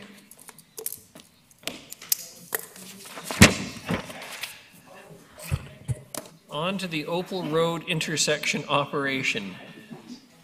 Mr. Sims. Mr. Lindsay just stole my line, Your Worship. He said, and now for something completely different. I feel like John Cleese sitting behind his desk. So this evening, I'll perhaps introduce the next three reports on your agenda. So there's the three reports all around the subject of traffic calming. And Ms. Thomas will speak to each of the reports and give a brief overview. So the first one is Opal Road, which has excited some interest in the community over the number of years that it's been under consideration and under work. So as council may recall, back in the spring, we said we'd bring a report back to you in the fall on the functioning of Opal Road. And really that was the intent of tonight's report, was to provide that update on how it's been functioning. So I'll ask Ms. Thomas to flesh that out a little bit more. The second one is on Lost Lake Road, of course, which is, as council's well aware, and I lived on the road myself more than 30 years ago, and I found I couldn't walk my kids along the street. So it was very empathetic to the traffic concerns that the residents have. And it's been a long-standing issue for residents, but we've sort of been working away at some of the challenges there. And lastly, Bay Street and the trial run recently of speed bumps, temporary, and that'll be brought forward as well. So we've really seen the demand for traffic calming measures skyrocket with sort of increased bad behavior on the part of drivers. That would include speeding and careless driving. Earlier this spring, with the drop in traffic on the roads as a result of the pandemic, we saw speeds rise because the roads are wide open for people. So that's also raising an interest in traffic calming. So our general philosophy has been really to address traffic calming in accordance with our guidelines in the order that those requests come in. So three reports for your consideration this evening, and of course we're happy to work through them with you. And I'll ask Ms. Thomas to speak. Thank you. Ms. Thomas, good evening. Welcome. Good evening, Your Worship and Council. Starting with Opal Road, we are here to seek your direction on next steps.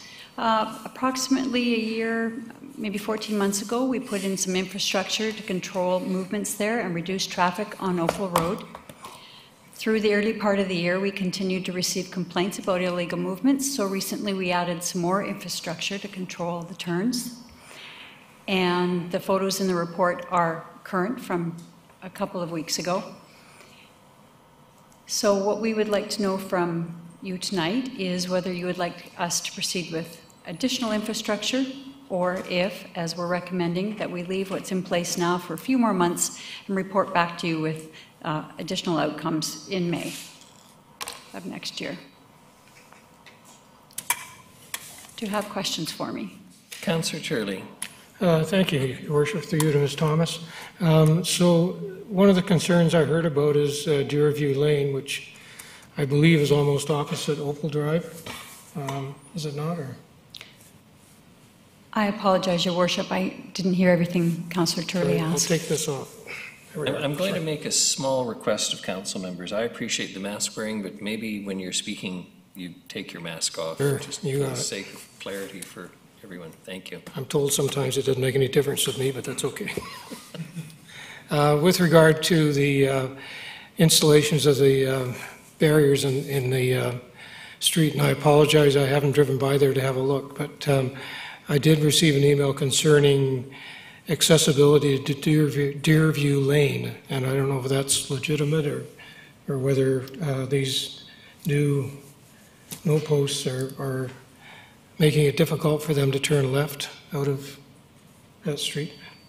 We have received concerns from the development around that. We checked and double-checked our designs to accommodate the same movements that were there before the most recent changes. Okay. They should be able to make those movements. Yes, they may have to make them more slowly. However, the space is there for those turns. Thank you. Councillor Bonner. Thank you, Your Worship. Today's been a banner day for emails. I just happened to check my city email, and I don't think the only way we could get more emails is if we pass the animal control bylaw on the corner of Opal and Rock City Road. So my question to staff, if I may, is do we need to do anything more? Like, the traffic has been brought down to 60%, you know, even less on certain days. Could we just leave it and just move on to something else? Through your worship, Councillor Bonner, we are recommending that we leave it for now and monitor the situation. I'm suggesting we don't even need a report unless there's some serious complaints in the future. But I mean, if you would do that anyway. I would say it is up to Mayor and Council what you would like us to do next. Your Worship, I think Councillor Bonner has pointed out that the traffic calming effect on Opal has been what we would have regarded as a success, and we're well aware of the consternation caused in the community of what it took to get there. And I think one of the principles that we've tried to apply here is the protection of the neighborhoods. It's kind of one of the fundamentals in the OCP, that we're protecting the neighborhood of Opal. As Council's aware, Opal was only ever intended to be a very lightly trafficked road, and it had been operating well beyond its capacity. Earlier traffic calming several years ago, the speed bumps didn't have the desired effect, hence the more recent. And so that's an effect, but it's this trade-off with the volume of emails, the other residents in the neighborhood who have become habituated to using the local road that is Opal as a shortcut. And so at this point, staff's recommendation is really, we've only recently made these modifications. Let's let it sit for a few months and see how things settle out. We would have thought that things would have settled out by now, but obviously we had to do some additional work. Councillor Martman. I don't actually have a question. I wanted to move a motion, so should I wait? Let's deal with the questions first. Councillor Armstrong, you have a question? Yeah, I was against this, remain against it. I was there the other day and I watched 3 vehicles do the same as I did, go out, blow a U-turn. Then I watched people come down this direction and go the wrong way down the one-way. I consider this a failure. I think it's going to result in more accidents. I know that people are going into people's private driveways, making U-turns. How is that fair to them? I'm very concerned about the impact this has had on the school. I've heard from teachers and everybody that they're very concerned from the students because of the added traffic. So I don't know if we've done any talks to them to find out what they feel. I'd like to know how many accidents have occurred since that happened on that road, because I've heard of 2. I don't know if that's accurate. Again, it's hearsay, is a direct result of that. And then my final question, and I did show the pictures to Mr. Sims, our own city traffic vehicles don't comply with that. And I showed them that where they're going up and over and around because they can't make the turn to get out of there properly. So there's issues with that, and we've even seen, I've heard reports, and again, they're anecdotal, so I can't attest to it, that they're going against the rules as well. So I personally am totally opposed to this. I remain opposed to it. I think, I was contacted by 2 people that live in the area on the street. Councillor Armstrong, I deferred Councillor Martman making a motion so we could ask questions of staff, and then we'd move to a motion if that's all right. Okay, that's fine. I know you want to speak passionately on this. No, I think it's terrible. Is there a question from you, Councillor Hemmons? Yep. Sorry, yes. Through you to staff, Mr. Sims or whomever, have we had any feedback from the school district regarding safety as a result of the new traffic calming measures? Through your worship, I personally haven't, but I would ask Mr. Rose if he has. He may have heard something from the school district. I'm just curious if councillors are hearing that it's unsafe, do we have any formal mechanisms to ask, you know, how is that working for the school in the immediate vicinity? We do have a safety committee that we participate on with the school district, and we can ask them at our next general meeting about that, if that would be helpful. Perhaps that's something that we could include in our next report. Thank you. I would appreciate that. I worry about having anecdotal information about, worry over children's safety, which is valid, but I don't have any confirmation of that. So that I would appreciate that in making my decision. Thank you. Councillor Martman, you wanted to make a motion. Thank you. I'm going to be very controversial. I thank all the staff for all the work they've done, but I've driven by it. I have friends that live right there. It has become more dangerous, in my personal opinion. I know I'm not an engineer or a street expert or anything like that, but my motion is to return Opal Road to the original state prior to the pilot project. Seconded, Councillor Armstrong. And to speak to that, this has been so controversial. I feel one of my responsibilities as a city council, we do have all the expert advice, but my responsibility is also to listen to the citizens within that area.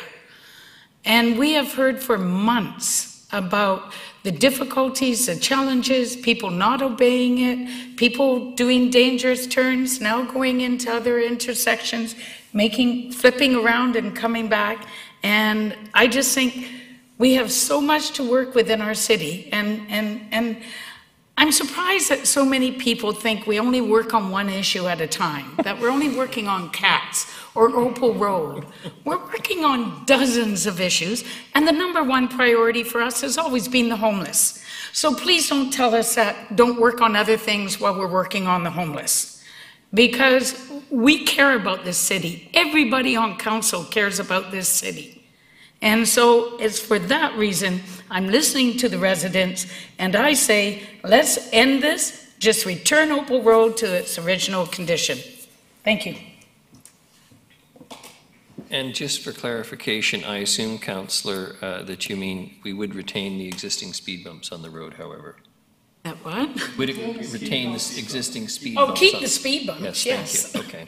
Add more. Councillor Brown. Thank you, Your Worship, and I did not expect that motion. I'm in full support. I've been opposed to this since it was first considered by council. I think the intention was sound and the intention was good, but I think there's other means in which it can be achieved. I think the problem we get into and the reason why we experience the continued conflicts is because of our overemphasis of this arterial collectors type of design, and I think we need to get away from that. It's a challenge based on how our city has been built and historically, and so yeah, I actually think this was the incorrect decision at the time. I still do. I think we'd be better served by some other interventions for the folks on Opal Road. But I think this does have the unintended consequences of pushing traffic elsewhere, and that has been shown time and time again when you make decisions like these. So I think the context matters, and fully supported the motion. Councillor Hemmons. Thank you, Your Worship. A question to staff. Other measures that are possible on Opal Road, have we explored them all? Why? Sorry, you go ahead. Sorry, through Your Worship to Councillor Hemmons. We have a few more tricks up our sleeve that we could try. There are a few more efforts that could be made.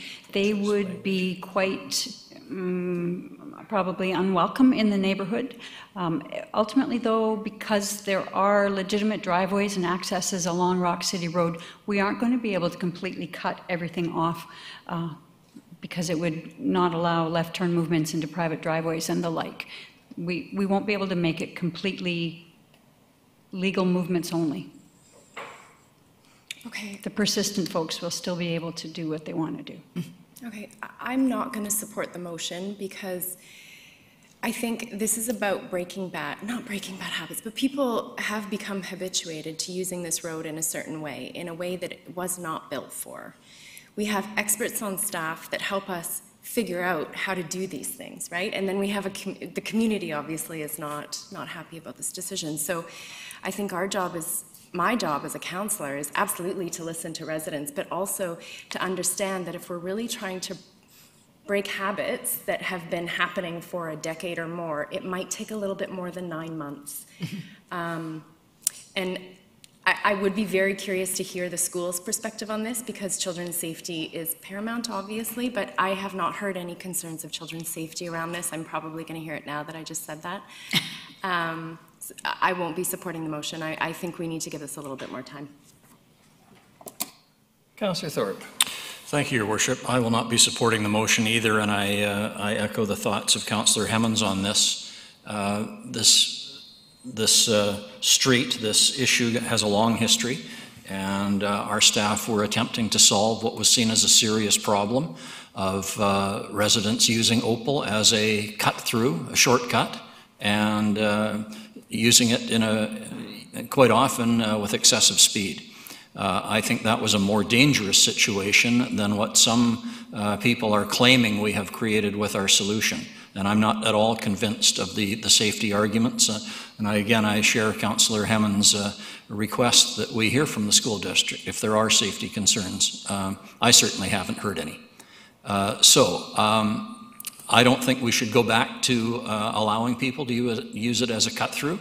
I'd like to investigate blocking off the end of Opal totally at Rock City Road, make it a cul-de-sac. That might solve some problems, and then let's see what emails we get. But I certainly won't support going back to the problem as it used to exist. Thanks. Councillor Armstrong. I obviously am supporting the motion. The problem we're trying to fix is volume. It's got nothing to do with safety. Since the speed bumps went in, there's not a big issue with the speed. It's very hard to get up to speed with the way they've been located. I thought staff did a great job on that. So to me, that's not an issue. We have all sorts of roads in this city that are used as shortcuts. So are we going to shut them down when they start asking us? We can't afford to do that. Or are we going to charge them more to have their own private road? Like has been said, we all pay taxes to maintain roads. Every single road. We hear from people all the time, well, you know, we don't pay for you to park on our streets, right? So now we're going against what we've already said before. So I really struggle with that. I think it's an accident waiting to happen. There has been accidents to my knowledge. When you say we haven't heard, we've heard from lots of parents, if you read your emails, very concerned about their kids' safety, to the point where they don't let them walk to school anymore. If you read the emails, they're right in there. So I think you got to look at that. And the other thing that I wanted to mention before was I did talk to 2 or 3 residents on that street that were forced to sign the petition in their opinion because they didn't want to be looked at as bad neighbors. So I think that's another issue for me too, because that's the problem when you have a small context of people that live on the same street, they feel obligated. Same thing happened when we were looking at the Westwood Lake condos. They felt obligated. So I really struggle with this. I don't think we've solved a problem. I think we've made it far worse.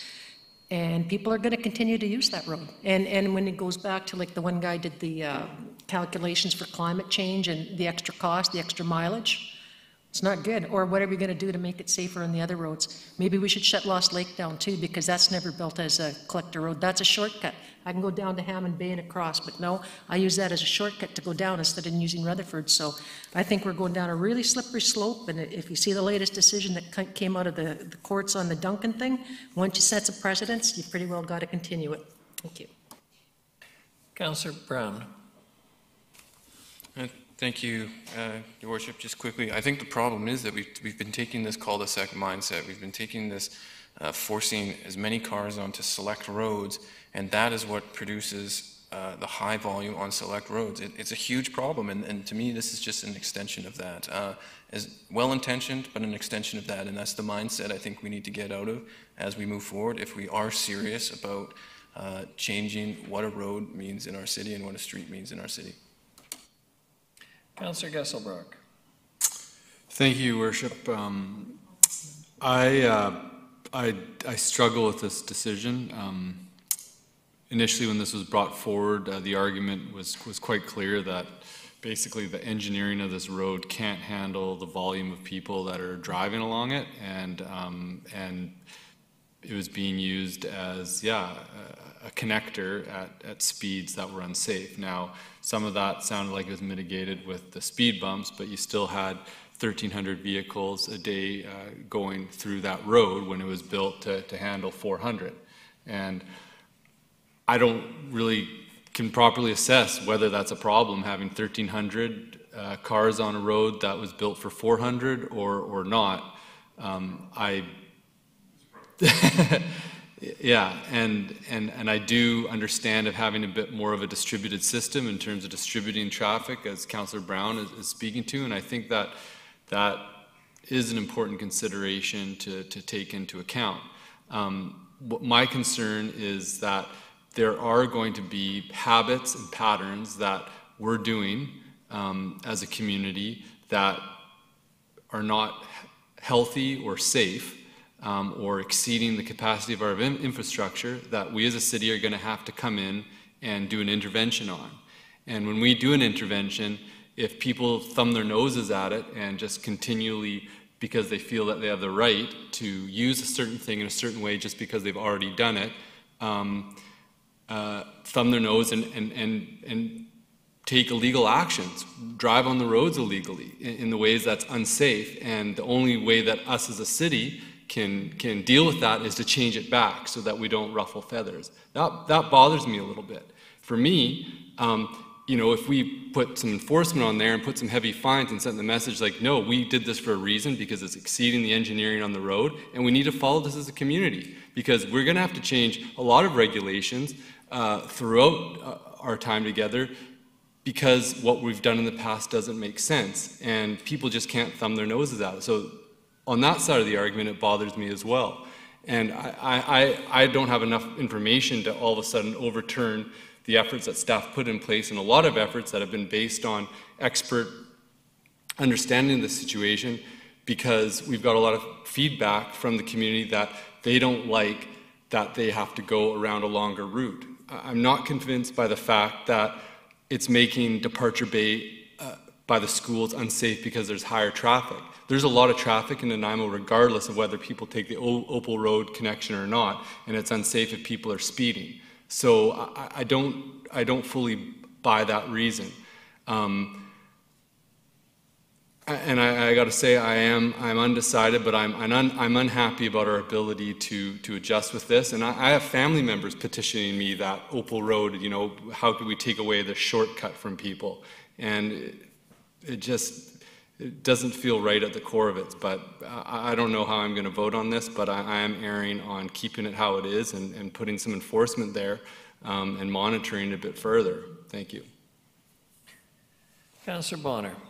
Thank you, Worship. And then I'm going to say something, and then you'll want to say something else, right? No, I'm going to keep my comments short. The vast majority of people on council and probably staff know my opinions on this. There's a couple of people out there in our visiting or audience who probably won't vote for me because of it. I think that I look at this sometimes as if Opal Road didn't exist, then all of the traffic would be going down Rock City and using Departure Bay Road, right? So I'm not borrowing that argument that things are getting worse there now. My point here is a wise engineer once told me that we do the 3 E's on things like this. We engineer the crap out of it, we then educate everybody about it, which we're doing right now, and when that doesn't work, we enforce it. So I'm looking for the enforcement part to happen because there's an awful lot of people who now know it's not legal to turn left and are continuing to do so.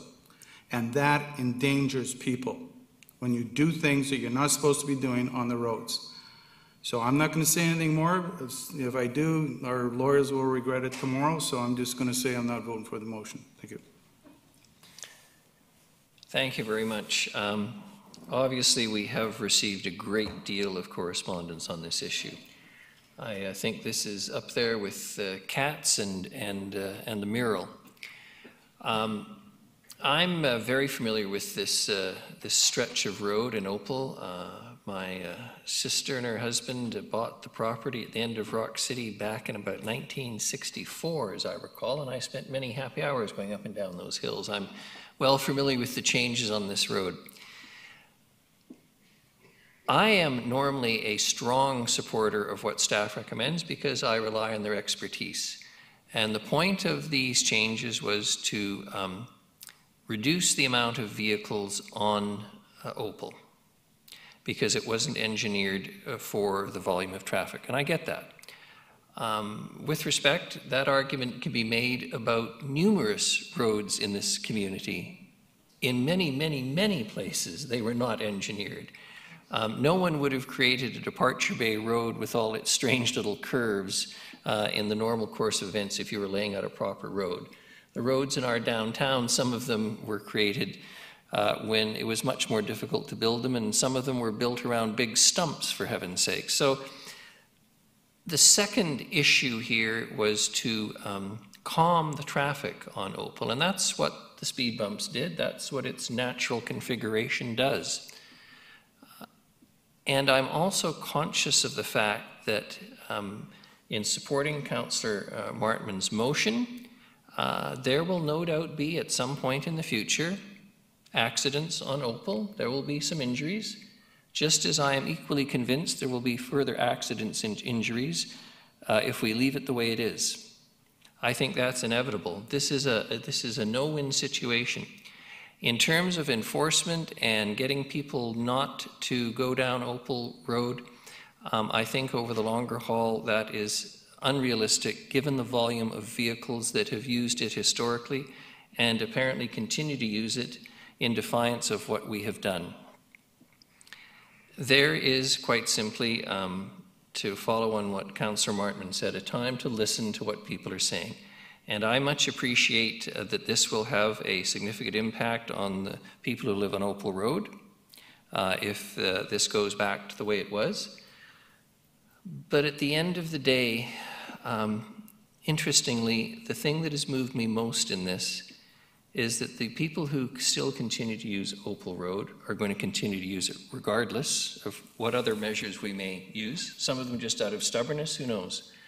But I am very conscious of the fact that when you repeat how many people are now traveling down to the intersection near Departure Bay School, trying to get up onto Departure Bay Road, and those making a left turn when they're coming home as opposed to coming along Uplands, and you add in, even if it's just 1.5 kilometers or 2 kilometers, I'm not really stuck on the figures, as the extra travel that apparently several hundreds of motorists are taking every day, and the carbon footprint of that in order to ensure that Opal Road has a small number of vehicles on it as opposed to the large number that it had. I'm frankly, on the environmental side, I'm satisfied that the best decision is to support Councillor Martman's motion in this regard, to return it to what it was.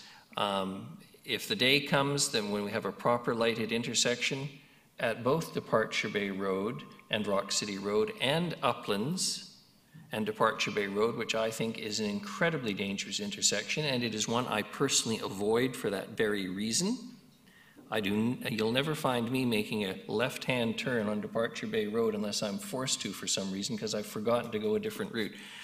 For that reason, I'm going to support those reasons that I've enunciated. I'm going to support Councillor Martman's motion. I appreciate it'll provide frustration. Will be some difficulty for staff, but I can't see in light of all the circumstances that it's not the right thing to do. So thank you. If there's no one else, then we're going to call for the question on Councillor Martman's motion. All those in favour? And contrary? The motion fails. So, is someone care to make the recommended motion now? Move recommendation 1. And seconded Councillor Hemmens. Any discussion? Councillors Kesselbrock and Martman. The recommended motion that staff continue to monitor the existing situation, report findings in May of 2021, the road that will never die. I got a comment. Has been seconded. Any discussion on that motion? Yeah. Councillor Brown? Yeah, thank you. I'm going to support this so it will be on our agenda again in May to make another attempt to have it removed. Councillor Martman. I'm not going to support the motion, which is probably not a surprise. But the one thing I would like, when it probably passes and comes back to us, what would it look like if it was a cul-de-sac then? In it,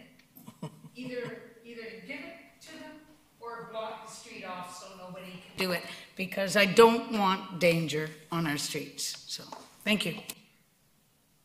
Councillor Armstrong. Councillor Martman's points that if we're going to do that, then let's make it a cul-de-sac period. Then we don't have to worry. Then there's no such thing as favoritism, because I do think this shows favoritism towards a small group of people. Secondly, in the report, I'd like to know how many accidents previous to this and afterwards. I don't trust the counters, because I know people that go back and forth, back and forth, back and forth, back and forth. So unless you actually physically are there with your eyes and doing it, I don't trust the counters.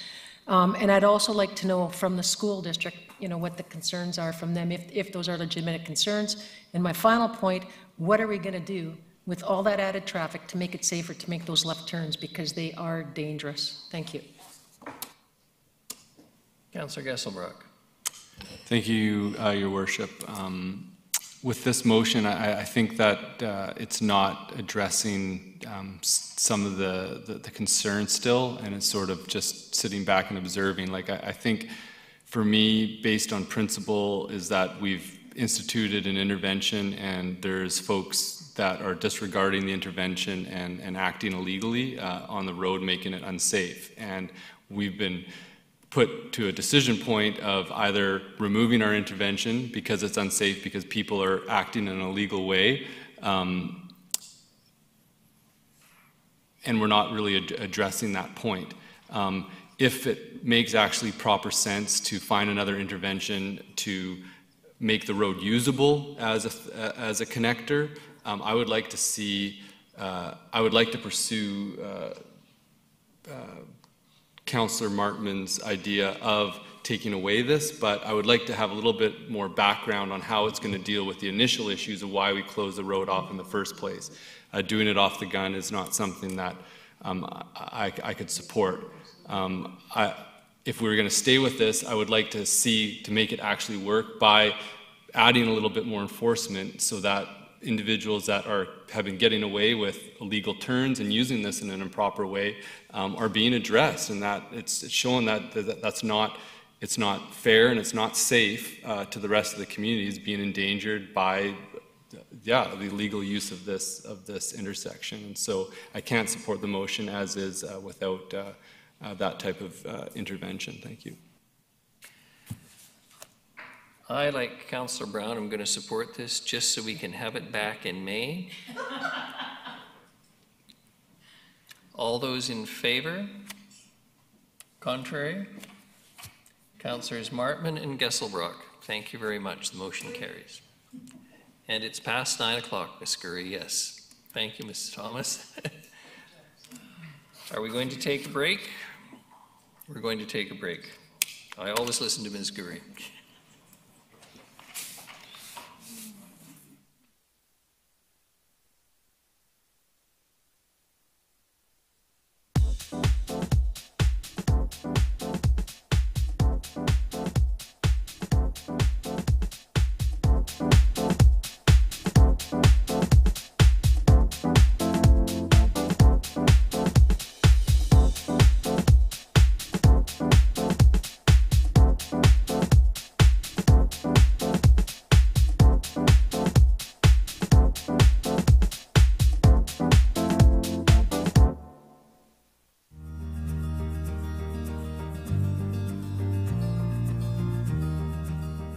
Our emergency routes, they are priority routes. They consist of roads that go to and from the hospitals, from the fire department stations, and from the BC ambulance stations. They're also their main commerce routes through the city of Nanaimo. So this allows commerce to happen during a snow event. So we hit those roads first.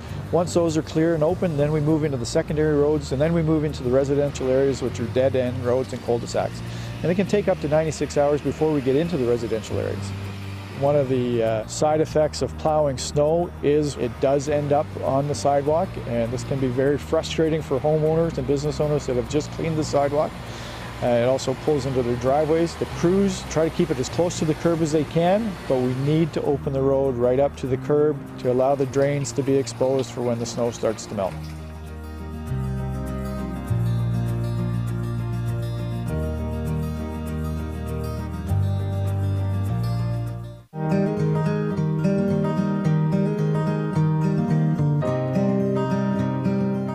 So this is one of our our larger winter maintenance vehicles, they're very versatile in that they can be equipped with a lot of our different pieces of equipment. Right now this one has a front plow, a belly plow, as well as a salter or spreader box.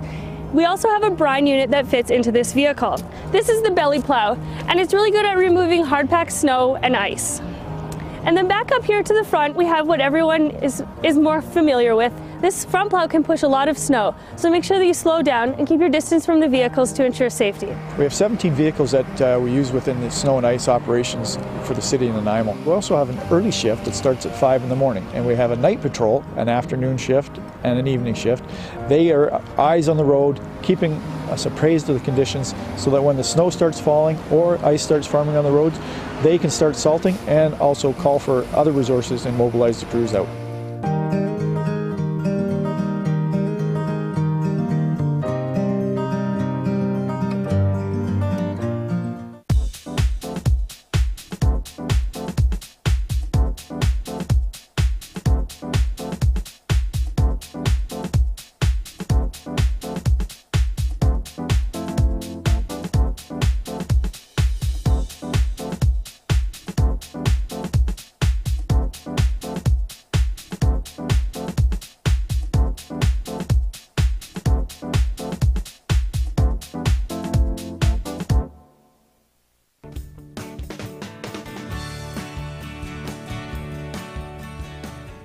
This is one of the City of Nanaimo Public Works snow and ice control vehicles, and this is actually set up for a brining unit right now, or anti-icing. And what brine is a 23.3% sodium chloride solution, and it comes out of the spray bars down here at the bottom, and it's made here at the Public Works yard. It's a proactive method of snow and ice control, as when we know that there's a winter storm coming, we can actually lay this down on the road prior to the event. By putting the brine down before the snow comes, it buys time.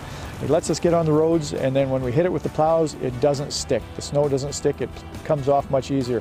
Whereas if we didn't brine, the snow has an opportunity to freeze to the road. So another benefit of the brining or anti-icing unit is that during the frosty mornings, we can have it drive down the road, and then immediately the frost disappears as they're applying the brine. Brine's a great tool for us. It's very cost effective. We can stretch our hard-pressed tax dollars to the maximum. We can make brine for cents on the dollar. So the other thing that we ask is that everyone stays back from these anti-icing or any winter maintenance vehicles, as they have limited visibility and it's poor conditions out there, and they're trying to maneuver around everything. So just stay back and give them a little bit of room to operate and clear the roads.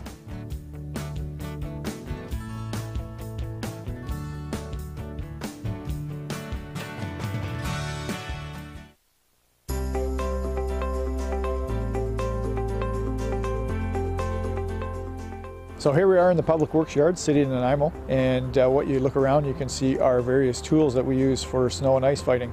We have tandem trucks, 4x4 trucks, we have backhoes. All our trucks are capable of having front plows on them, and the larger trucks we have belly plows on them as well, and they all have a salter sander that can be mounted on the back. This is another tool in our winter maintenance fleet. It's a salting machine. And what happens is that the salt gets loaded into this hopper, and on this conveyor where it gets hit with these two saddle tanks, which are full of brine. Then it comes out here on the spreader.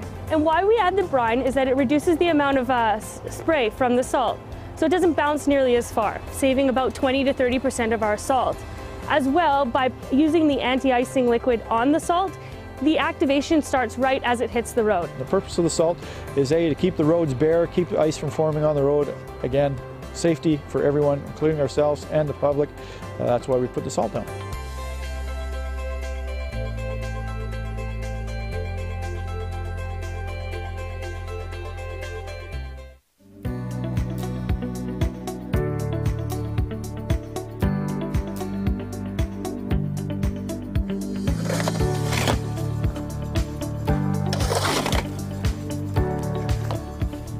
Today we're talking about clearing catch basins or road drains on residential roads. The first thing to understand is where the catch basin is in proximity to your residence. When clearing a catch basin or road drain, we want to make sure that you make yourself visible and aware of oncoming traffic. When clearing snow or debris from a catch basin, we ask that you put it in an area where it will not plug the catch basin again, not placing it on an already shoveled driveway or sidewalk. Sandbags are available at 2020 Labio Road 24/7. Just remember to make sure you bring a shovel. The City of Nanaimo and Public Works appreciate your help in keeping your catch basins clear. Thank you.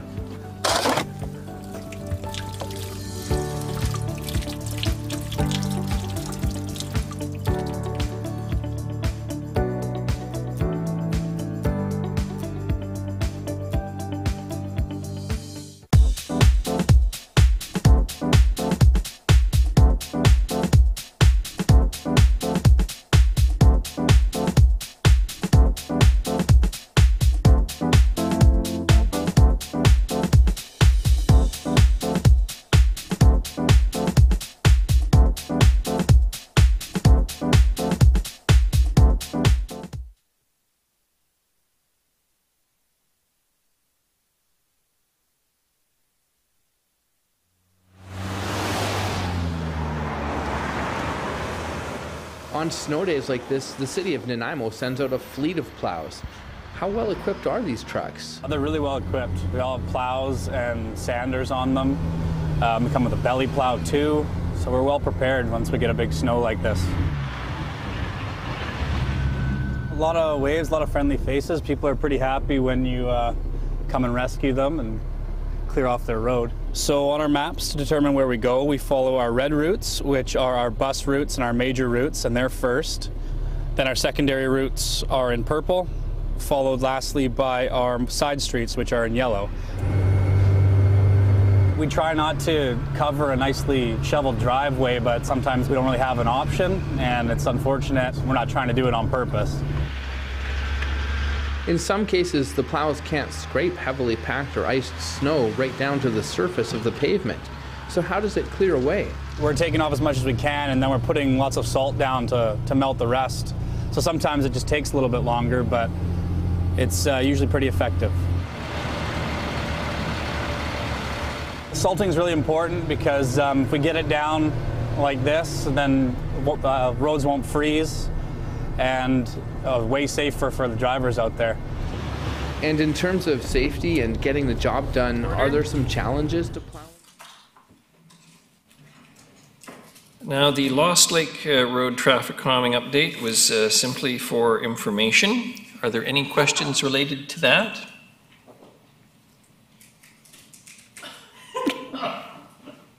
Lost on Opal, are we?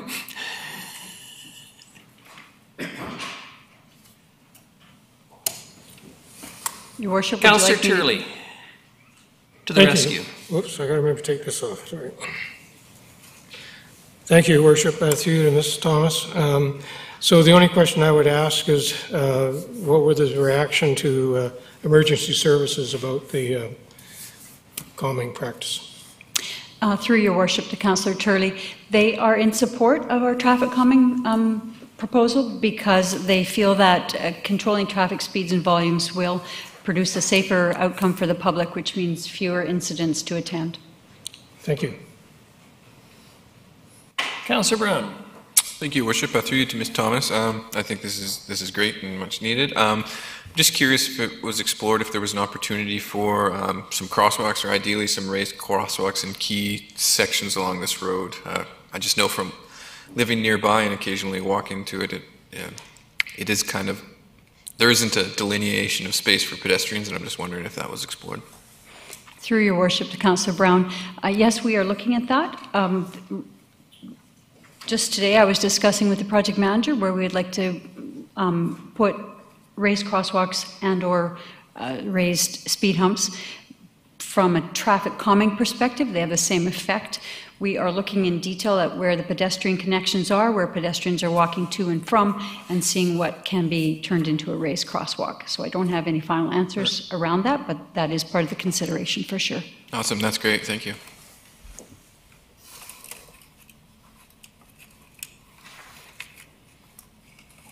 Nobody else? Well, that finishes Lost Lake. The next is the Bay Street traffic calming update, and I just want to assure anyone who's listening, the mayor had nothing to do with the installation, even though he lives on Bay Street. But I am observing it very carefully, and it does slow people down. Thank you, Your Worship. May I say a few words about this? Please. So earlier this year, we installed 2 temporary speed humps. They were of the removable sort. We feel this project was a success. We have a 10 kilometer an hour per hour reduction in speeds and lower volumes in the eastbound, which is the uphill direction away from the beach. We are proposing to install 2 permanent speed humps and a raised crosswalk, and we're seeking your direction on that this evening. Councillor Armstrong. Is that speed humps or speed bumps? Asphalt, permanent speed humps. Humps, okay. They're better than bumps. Thanks. That didn't sound very good. Is one more enjoyable than the other? Didn't sound very good. Does anyone care to make the recommended motion? Councillor Brown, yes. Councillor Bonner seconding. Any discussion on the motion? Councillor Bonner. Or actually, Councillor Gusselbach, I've still got you on. Did you want to speak? Thank you, Your Worship. Yeah, I just wanted to say that I'm definitely supportive of this recommendation, and I just want to say thank you for staff's efforts on sort of taking feedback from the community and implementing these traffic calming measures. And I didn't get a chance to say anything with Stevenson Lost Lake Road, but thanks for moving that forward, and I look forward to seeing that put in place as well. Thanks. Councillor Bonner. Thank you, Worship.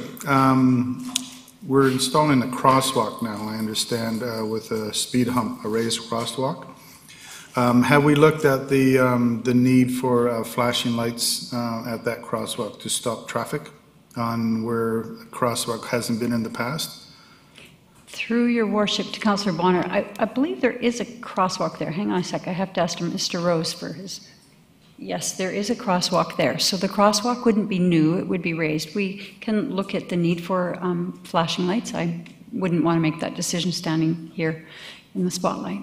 So I guess the opposite of that question is you haven't looked at it yet then as an option? No, because we don't have your direction to proceed with it quite yet. Oh, do you want it? I love flashing lights. Actually, that's a serious comment. My inclination, Councillor Bonner, is that I don't think we should be picking flashing lights just because staff have recommended a crosswalk, because there are other crosswalks that might well take priority in terms of it. I must say, from a practical perspective, as someone who drives Bay Street every day, because it's not like parts of Harewood who actually have streets laid out in a grid pattern, there are very few intersections, so to speak, on Bay Street, all the way from Nayland down, where you're going to have a road crossing fully over, so that it's not quite as dangerous in some respects or as busy that you might expect it to be. Through your worship, the raised crosswalk will change traffic behavior, so it may not be necessary to add flashing lights to it. We would like to go back and look at it though in more detail. Any further discussion on the motion? All those in favor? Contrary? Seeing none, thank you very much. Motion's carried. Thank you, Ms. Thomas. Thank you.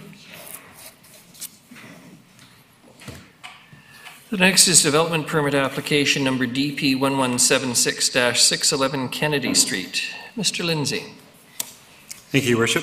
As you mentioned, this is a development permit application on the subject property of 611 Kennedy Street. The development permit, if authorized by council, will allow for a 4-unit infill project. There is a variance for the percentage of small cars, and in this case, Your Worship, from 40% to 100% in terms of real numbers. That means going from 2 of the required 6 spaces to all 6 spaces. And Your Worship, as I mentioned, this is an infill project, so the driving factor behind the variance request is the actual width of the property.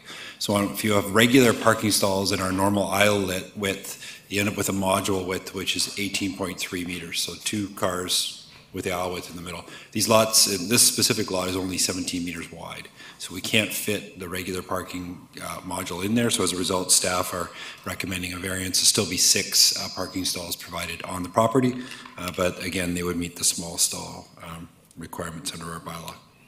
Thank you, Your Worship. Thank you, Mr. Lindsay, and for what it's worth, I'm very supportive of this concept. Cars should and are getting smaller, and if we keep building our housing on the basis that everyone's going to be driving an SUV or a pickup truck, we're never going to improve things. Would anyone care to make the recommended motion? Councillor Hemmens, seconded Councillor Armstrong. Any discussion? Councillor Bonner? Thank you, Worship. I'm in favor of the motion. I'm looking at the terms of permit and the conditions of the permit. And I'm looking at the 3 conditions of permit, and I would expect that they would do that anyway if they want to get their building inspected. I don't see anything. Here's my conundrum. We're going to make these small cars spaces, which is fine. We do recognize that people drive bigger trucks. I've got a truck. What are those people going to do? Are they going to end up parking on the street? So I'm wondering if there's something we can put in here that says that the people who live there can only park in the parking lot there and not on the street. Is that an option? Your Worship, going back to, I mean, again, this is a form and character development permit, and the terms and the conditions of permit are conditions of the legal instrument, so anybody buying this in the future will know that they have to build in compliance with the permit. I think any requirement to try to require people in the future to park on the site, it would be, well, one, it would be very difficult to enforce, but 2, this would not be the instrument to do it. It would probably be more of a covenant potentially, but not in the terms of condition of a form and character permit, no. I don't want to sound harsh, Councillor Bonner, but my attitude would be, if you can't fit your pickup truck there, move someplace else. Okay. We need to build housing that is suited to a changed lifestyle for all of us, and if that means people start to see having a large pickup truck, no disrespect to pickup trucks, our son-in-law and daughter have one. It's just part of, I think, the necessary change, but we could have this philosophical discussion all night. But I agree with you, but I think Mr. Lindsay's comments about how to enforce it, there's lots of things that we wish to approve, but enforcement becomes a real issue when our budgets are stretched. Councillor Turley and then Councillor Armstrong. Thank you, Worship. This is through you to either Mr. Sims or Mr. Lindsay, although I suspect with the 2 questions, each one will get a shot at it. So, given that it's a 4-unit development, does that mean that city sanitation picks up the garbage, or is it a private hauler?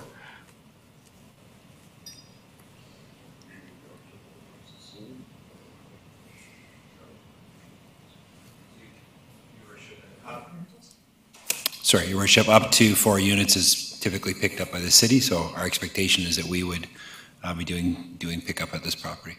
So then the bins would be out on Kennedy Street as opposed to the back alley? Because my concern was if it's a private hauler trying to pick up bins in that back alley, they're going to have issues. So thank you.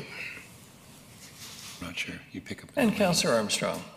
Normally, I wouldn't vote in favor, but I am, for the simple reason, because they aren't making money. Some companies aren't even making small cars anymore because families can't fit in them. But I'm like you, buyer beware, or if you're going to rent, realize that. And they do have the required numbers, so for that reason, I'll vote in favor. It's a 2-2-some for us tonight. I'm impressed. I know, it's sad, isn't it? All those in favor? Any contrary? Seeing none, motion carries. Thank you very much. The next is the Vancouver Island Regional Library Board 2021 appointments. Ms. Gurry, please. Thank you, Worship. Annually, Council is required to appoint 1 member and 1 alternate to the Vancouver Island Regional Library Board of Trustees. Currently, Councillor Hemmens is the appointee and Councillor Thorpe is the alternate. The Vancouver Island Regional Library does recommend continuity in appointments from year to year, and members are eligible for reappointment, but no member may serve for more than 8 consecutive years. So the purpose of this report tonight is that Council appoint 1 trustee and 1 alternate to the Vancouver Island Regional Library Board of Trustees. I have Councillor Brown. Thank you, Worship. I would like to move that Council appoint Councillor Hemmens to the Vancouver Island Regional Library Board of Trustees for the January 1st, 2021 to December 31st, 2021 term. Seconded, Councillor Armstrong. Any discussion? All those in favor? Motion carries. Thank you very much. Sorry, Councillor Thorpe, I cut you off from speaking. No, not at all. Thank you. I just wanted to indicate to council that I would like to offer the alternate position to another councillor for the coming term. Do we have any interest?